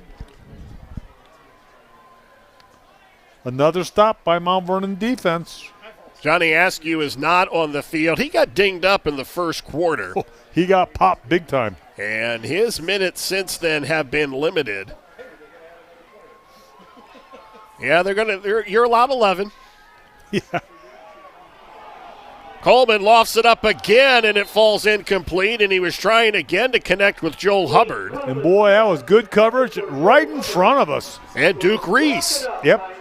That's one of the things I really like about Arlin Field. There's no track around this. We're right on top of the action. Sorry, it's number 8, not number 9. That's Amar Davis. I like the play call. You've got nothing to lose. Throw it up, see what happens, maybe get another interference call. 2nd down and 10. Mount Vernon with no timeouts. Oh. And Ricky And Mills there he is. again blows the running play up in the backfield. Woo-hoo-hoo. That young man is having a highlight film tonight. It's unbelievable what he is doing. He is a one-man wrecking machine tonight. Woo! Wow. Coming into tonight, Ricky Mills led this team with 17.5 tackles for loss. And he's had a few more of those tonight. He is just cleaning house. 7 total tackles. I think 5 of them are behind the line of scrimmage. And holy moly, the Tigers are flying around the ball now. And who's right in the middle of it? Ricky Mills. Ricky Mills. So 4th and long. The Yellow Jackets unable to do anything after the Tiger fumble. And this was a punt situation. Senior High is going to get good field position on this. I'd see if I wouldn't set up a return left. Return it to the Tiger bench. Everybody, after you release your Mount Vernon player downfield, you run to the sideline, see if you can't get a wall for your ball carrier. Dismuke back to receive the kick. And he's the going to wall. watch it bounce. The wall was there. Take a Yellow Jacket roll down to the 41-yard line, and that is where the Tigers will take over. We got 9:30 on the clock, and what would I like to see out of this offense right now? One, I'd like to see them run the ball. Set up all your plays with the run. Run the play-action play. See if you can't get a play-action. Get those linebackers trying to stop the run. Hit the little routes behind the linebackers. Let Reese unload one every once in a while just to keep that defense honest. Zion Brown back in as the tailback, lines up in the pistol position with Duke Reese. Big run. Brown, right side. And he's got some room around the right end. And he's still on his feet, knocked out of bounds at about the 30. Offensive lineman pulled, let him. Once you get in the open field, you can't run him down. Well, and you can't coach speed either. No, as soon look as at he that. gets around it, first of all, no one touches him until he gets there. And then it's just speed down the sideline. And Luke Hubbard able to kind of break his momentum a little bit, but he goes out of bounds inside the 35-yard line. Tigers are on a roll. Mills, now it's his turn, and he's going to be tripped up. And that's a nice play by Zach Galbert, the senior. Yeah, they're bringing that backside tackle down. When that guy pulls, he's jumping in his hip pocket, just following him. He's taking him to the ball carrier. If Senior High's got a reverse or a counter going back, I'd run it right now because Mount Vernon's ready to be cleaned on that. They are over-pursuing to the ball. I can see what Jay Campbell was talking about now before the game. There's no quitting this team. No. I like Mount Vernon. They're making plays. They're getting better. Next year they'll be a better football team. Reese straight back to throw. Feels the pressure. Throws it out. It's incomplete. Trying to hit Dismuke.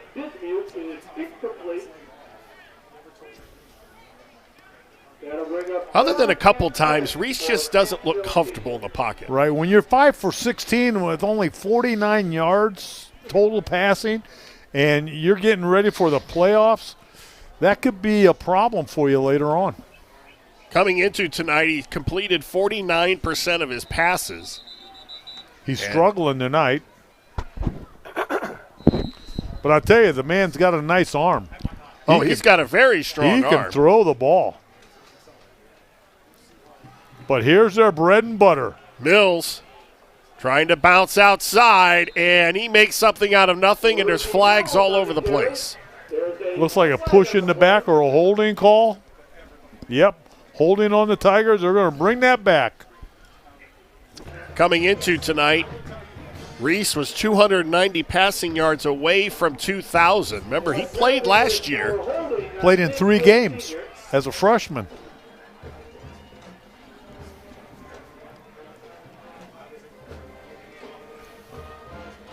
Played last year, played as a freshman. And now, and that's something that people have to remember, he's still a junior. So he's got plenty of time to develop. Yep. And now the Tigers with a 3rd and 12. And when they had senior night, only 7 seniors on this football team. You got a young group of young men out there. But I tell you what, they lose some talented seniors. Ricky Mills, one of them, Mekhi Bradley. Reese lofts it up left side. It's going to be caught for a touchdown to Marc Davis. And that time, Reese dials long distance, and it's answered. What a throw on the dime. That is why they keep dialing up those long passes, and Reese throws a strike to the left side of the end zone. And somewhere somebody broke down on coverage because he was wide open. Touchdown reception number 6 for Davis. What a throw by Reese. Extra point is up and good, and the Tigers with a 28-0 lead. We'll be back to the corner of 4th and Trimble right after this.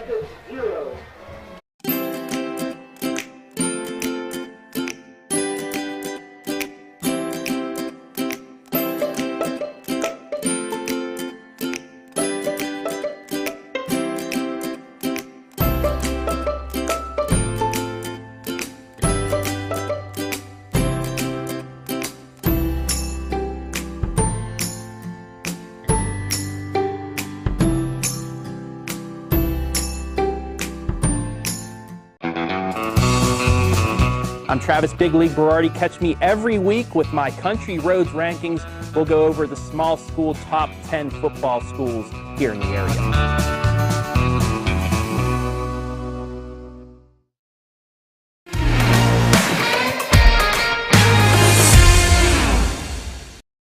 You know what you couldn't see on that little clip of Travis Berardi was how fast his legs were moving as he's running backwards on that road. Tigers with a 28-0 lead here with 8 minutes to go. And as we were talking about the struggles of Duke Reese, it's almost like he heard us. He's like, guys, this is how it's done. Yes, and he did do it. What a throw, what a connection. From the 15. And I tell you what, even special teams now, Trenton Kane, the junior, getting in on all of the tackling fun going on here at Arlin Field by the Tigers. Senior high is fundamentally faster than anybody else. I mean, it's unbelievable the speed they have, and it comes from everywhere. Specialty teams, offense, defense, they have speed to burn. And as Brian, you've mentioned, when you have speed, you can do a lot of things and you can cover up a lot of mistakes with it. 1st and 10 at the 20. They go back to the ground, and Mekhi Bradley says, no, not now. You know, as a coach, you teach the proper way to tackle somebody, and you just saw it right there. I mean, he put the nose on the noggin. He drove the ball carrier back 2 or 3 yards, then he put him on the ground. Outstanding technique. You have some ball players, when they make a tackle, they hit, and the first thing that happens is their legs quit driving. But right there, Mekhi, he just drove him backwards. No gain on the play, 2nd and 10. And again, another solid hit. And that one by Leo Hess. What? It's almost like these guys try to outdo each other on every play. And I'll tell you what's nice. You know, senior high, they're up 28-0 right now. They hit that ball carrier square, put him flat on his back, but the Tigers were there to help him up. What a ball game. What a defense. Well, we talk about how young this Tiger team is, but the guys like Ricky Mills, Leo Hess, Mekhi Bradley, Keontae Bradley, I mean, those are seniors that this group is going to miss next year. Coleman swings it out left side, and it's caught, but not much after the reception by Gage Coleman. And the receiver was tackled by Giante O'Brien. It's going to be 4th and 6. But looking at this Tiger football team right now, this defense has really picked it up tonight. They are a blue-chip defense. They make things happen. They're the ones that give the ball to the offense in good field position. When the pressure's on the line, it's the defense that's been coming up for them. If they're going to make a deep run into the playoffs, it's going to be because of the 11 men on defense. Keontae Bradley back to receive the kick. It's a short kick angled to the near side. It goes out of bounds right at midfield. So the Tigers get it back, 5:40 to go, up 28-0. Tigers will get their 7th win of the season, and they will head into the Battle of Mansfield against Madison next week, 7-2 and 4-1 in the OCC. Mount Vernon, on the other hand, they have to play West Holmes. Yeah, West Holmes really put it to senior high. West Holmes is probably one of the better teams in the state. They are just rolling. That game is at Madison next week.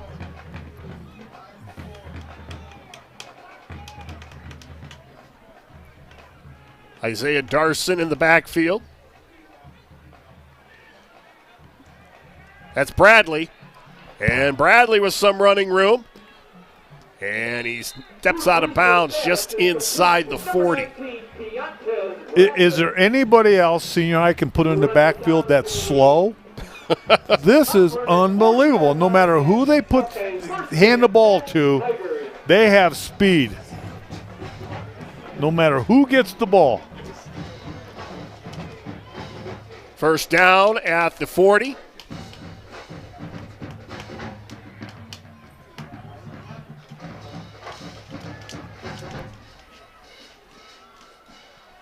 Senior high's in no rush, taking their time. Darson.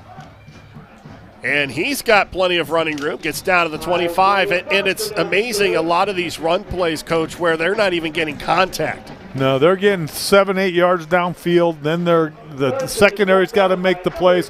When you look at your tackle sheet at the end of the game and all your tackles are being made by your free safety and corners, you know you've had a long night. And the Tigers just continue to rotate backs. Ricky Mills now back in the backfield.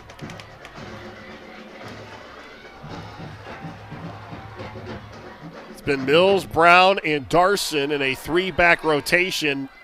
They just reload. It doesn't matter. There's your reverse. Aaron Thornton And he's got running room down inside the 15, down to the 10, finally knocked out of bounds, and it's going to be 1st and goal Tigers. Yeah, I knew they were going to run the reverse. They were going to do a little counter play going back. Mount Vernon's been kind of playing the run, running with the ball. Then you reverse it, nobody's there. But then he just made some good moves to get downfield. Another ball carrier. They're going to say he stepped out at the 11, so it'll be 1st and 10 at the Yellow Jacket 11. Mills, and he runs in and out of the arms of the freshman, Luke Mullins. Still picks up a couple yards, and he was hit behind the line of scrimmage. Still worked his way downfield. Picked up a couple. It'll be 2nd down and 8 as we approach the 4-minute mark.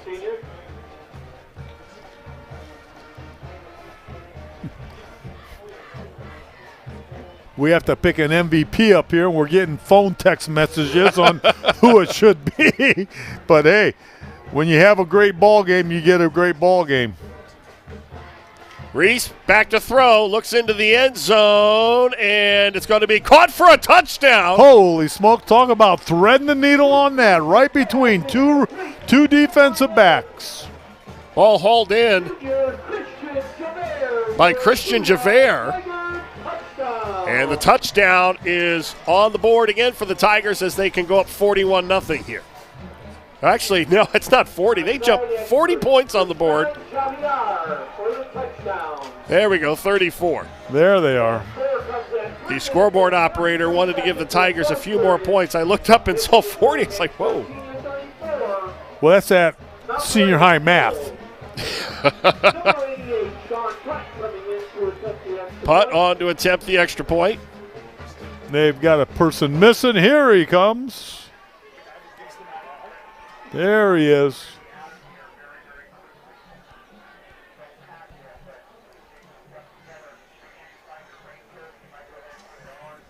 Extra point is up and good. 35-0 Tigers. We'll be right back. Are you looking for a solid career, job security, great pay, and rapid advancement? An important role with a global leader that invests in state-of-the-art technology, develops world-class solutions, and is committed to a cleaner tomorrow? Yeah, we have just what you're looking for.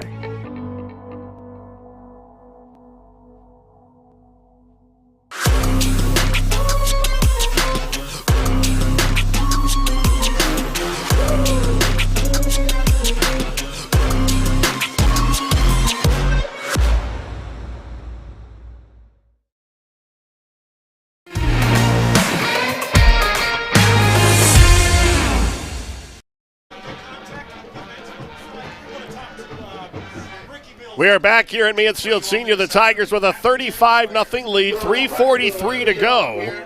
Yeah. Thanks, Coy. Duke Reese with a touchdown pass. Boy, he's sure making me look bad. I'm talking about how he's struggling, and next thing you know, he threads the needle. 8 of 19, 103 yards, 2 touchdowns for Reese.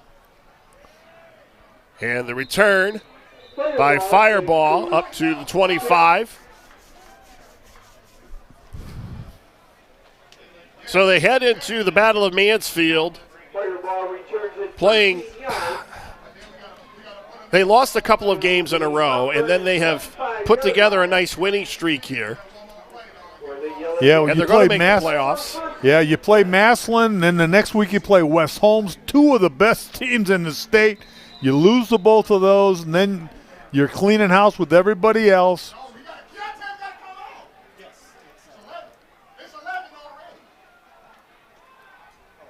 The Yellow Jackets stay on the ground. This team shows flashes of what it can do offensively, and that's probably what drives Shoki Bradley crazy. Oh, it's unbelievable. When you think they've only scored, 23 points in the first quarter? Yeah. The whole season, 23.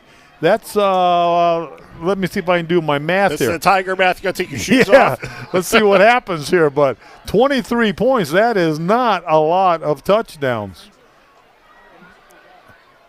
Run up across the 35. That's going to be close to a first down. Senior High has kind of pulled their first team out of there.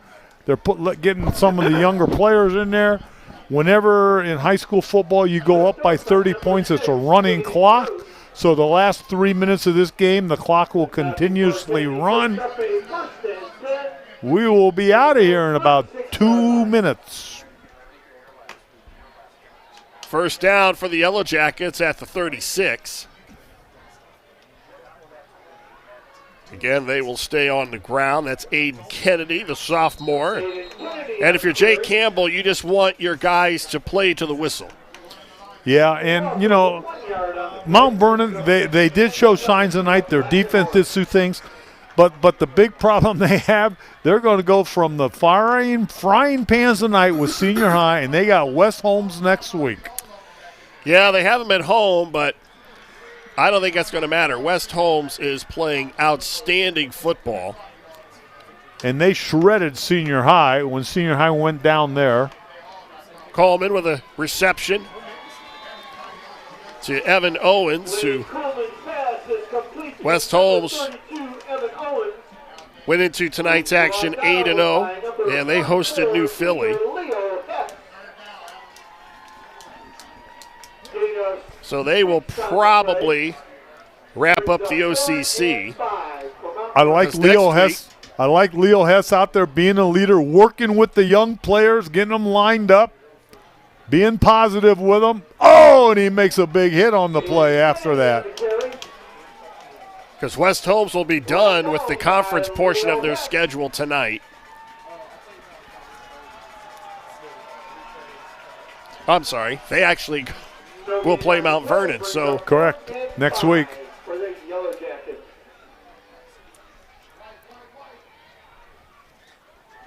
Final play of the game coming up. 4th and 5. And they're going to let the clock wind all the way down. Coleman pitches. That's Kennedy. And Kennedy with a first down. And that will probably be the last play of the ball game. Brought down by number 31, Deshaun Corbin.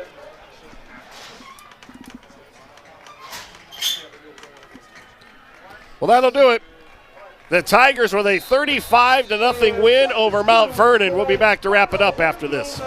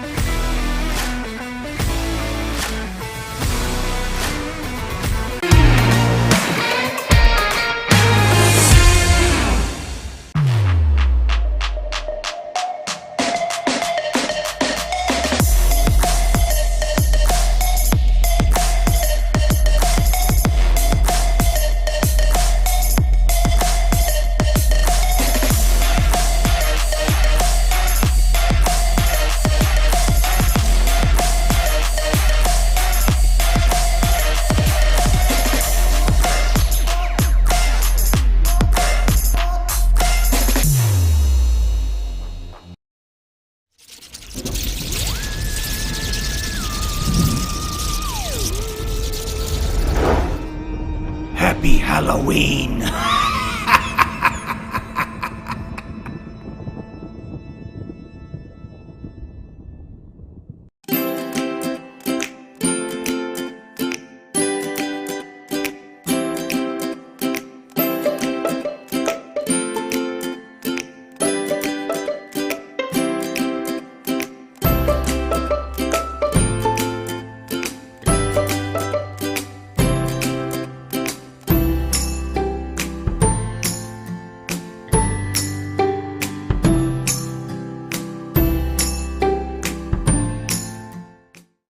Are you looking for a solid career, job security, great pay, and rapid advancement? an important role with a global leader that invests in state-of-the-art technology, develops world-class solutions, and is committed to a cleaner tomorrow? Yeah, we have just what you're looking for.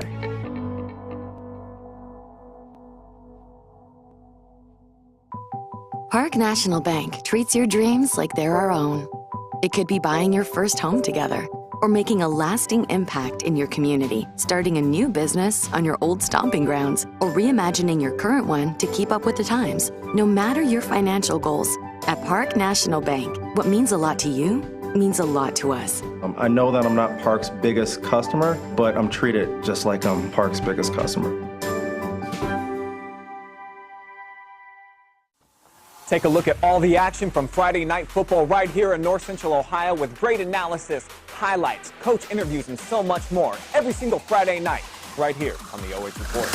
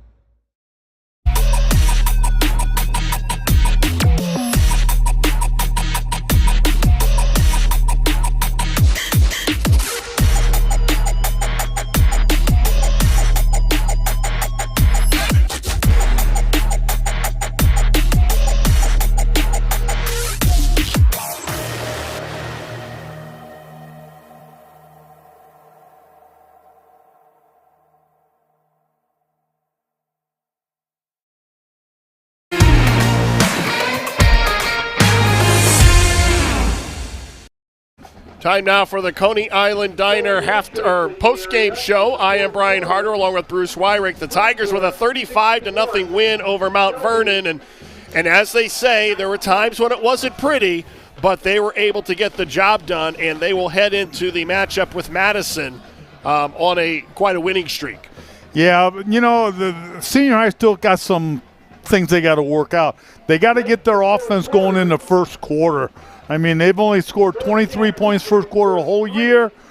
Their passing game was a little hurried early in the game, but I'll tell you what, their defense is ready for the playoffs. And the third straight time that Mount Vernon has been shut out, and their offense, they did not even get close to the red zone.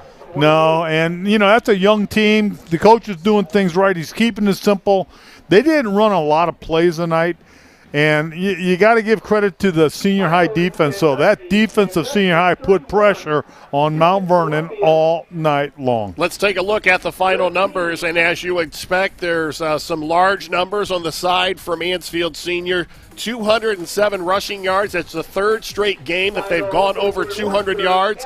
The passing game was a little shaky at some points.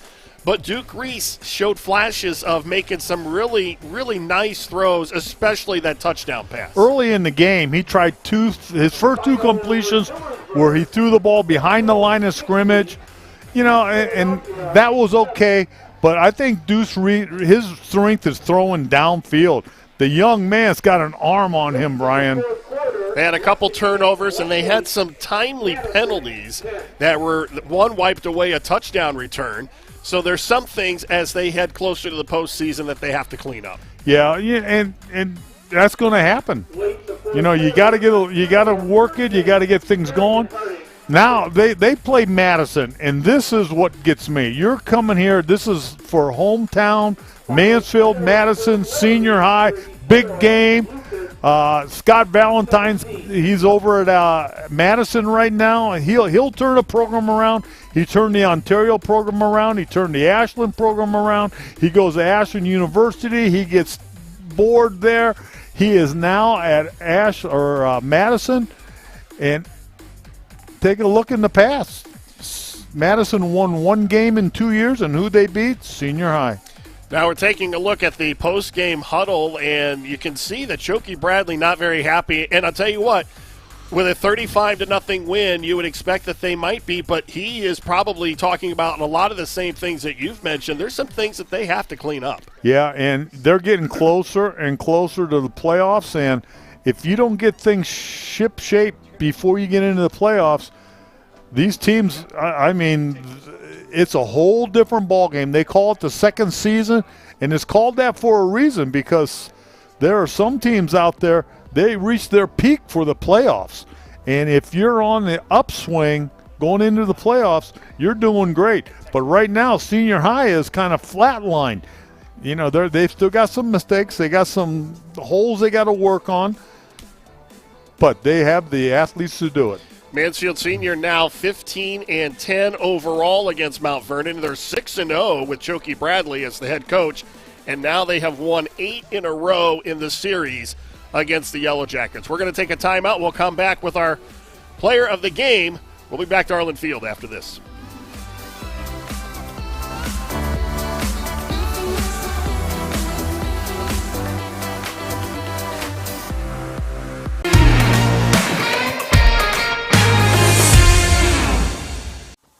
Take a look at all the action from Friday Night Football right here in North Central Ohio with great analysis, highlights, coach interviews, and so much more every single Friday night right here on the OH Report.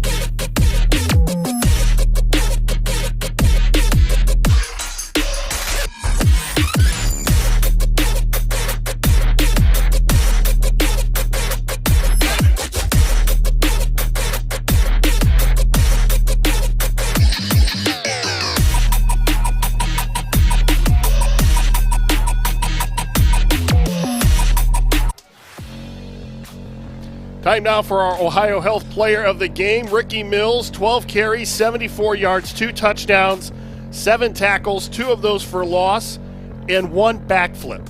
Okay, I got to ask you about the backflip because that might be the most athletic thing I've seen here tonight.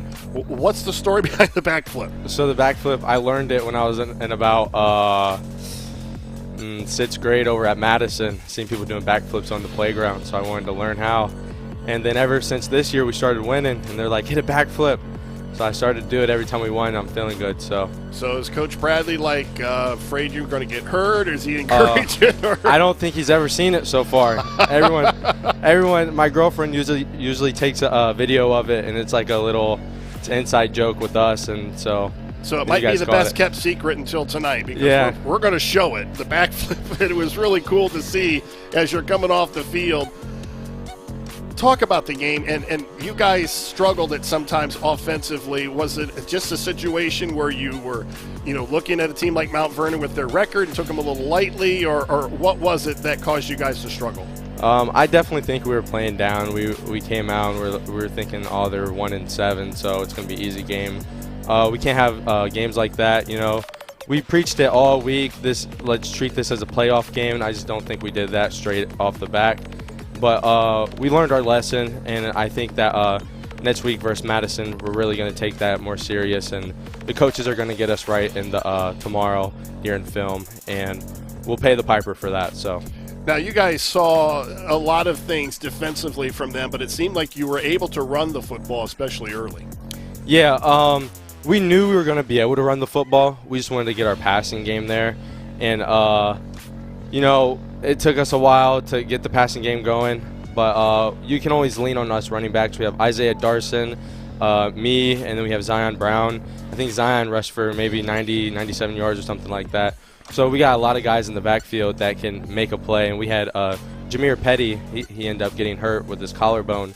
So we had 4 running backs, and it's hard for our coaches to who's going to get the ball. So, every week we're going to run the ball, and then hopefully we get our passing game up and right during this week. Offensively, it was kind of a toss-up as to who the player of the game might be, but where you really stood out was defensively. You did it on both sides of the ball, and you seem to really, as the game goes on, you seem to really feed off of each other defensively. Yeah, you never know who's going to make the play. So usually when someone gets a big hit, you're like, man, I want that hit. That looks that looked good. I want that. And then we all fight for the lunch pail for the end of the game. And, it's senior night. We're all going really hard to just get the win. And then, it's just great having fun with my guys, with my seniors, and getting a big win. Now, as you know, heading into the Battle of Mansfield a couple years ago, Madison was struggling, and the only game that they won was against you guys. So you guys know that you can't take them lightly either. Right. I'm not going to, we didn't have a quarterback. We ran Wildcat the whole game, but that's no excuse. We should have won no matter what. But hats up to them. They won it. But this year we're going after it, and we're going to go 8-2 on the season, just like last year. Obviously, this is your senior season. How do you want to go out? I want to go out to state. I want to win state 2019. I end up touring my ACL. I was on the kickoff and stuff, and then we came up short with that. But this year we want to go after that trophy that we didn't get. So. Well, congratulations on a great win, Ricky, and good luck next week against Madison. Appreciate you. Thank you. Ricky Mills, our OhioHealth Player of the Game, and he's going to hand the headset over to Coach, and we'll wrap things up here. And I'll tell you what, it was an impressive performance by Mills on both sides of the ball, but I think the play that stood out for me was that backflip at the end of the game. Athletic ability, And senior high, they have athletes, but the thing I really like about what these Tigers talk about, they're very humble. They know where they've come from. They know where they're going. Choki, he's got these kids thinking in the right direction. They get a few bugs worked out on this offense in their early passing game. They're going to be a force to reckon with in the playoffs. Well, and as you saw down there in that post-game conversation that he was having with them, they won 35-0, and they won their 5th in a row. But he was getting in their grill. He knows that this team can play better than that. Yeah, and you got there are certain buttons you can push, And Choki knows these players very well. He knows this team. He knows he can push a button, and they're going to get fired up. So he set the tone for tomorrow morning's team meeting with the film, and then they'll get ready for Madison. Well, and I don't know if you heard Ricky Mills, but he said they're going to pay the piper tomorrow. So I got a feeling that translates into there are going to be some tired guys tomorrow afternoon because they might have to do a little bit of running. Yeah, but these kids are in such good shape. I mean, Choki Bradley and his coaching staff, these kids are ready to go. You know, they'll go through a wall for him, and that's what they're going to do. Well, with the win, Mansfield Senior is now 7-2 overall. They're 5-1 in the OCC, and Mount Vernon drops to 1-8. They are 0-6 in conference play. The final score tonight, Mansfield Senior 35 and Mount Vernon 0. Our thanks to tonight's broadcast team. Our producer was Adam Thompson, and the fine camera work courtesy of Keaton Cooper. Our stats provided by John Davis. Most of all, our thanks to you for joining us. Once again, the final score, Mansfield Senior 35 and Mount Vernon 0. You've been watching high school football live and free on the OH Report, powered by BS Media Productions, the future of local sports. For Bruce Weirich, I'm Brian Harter. So long from Arlin Field.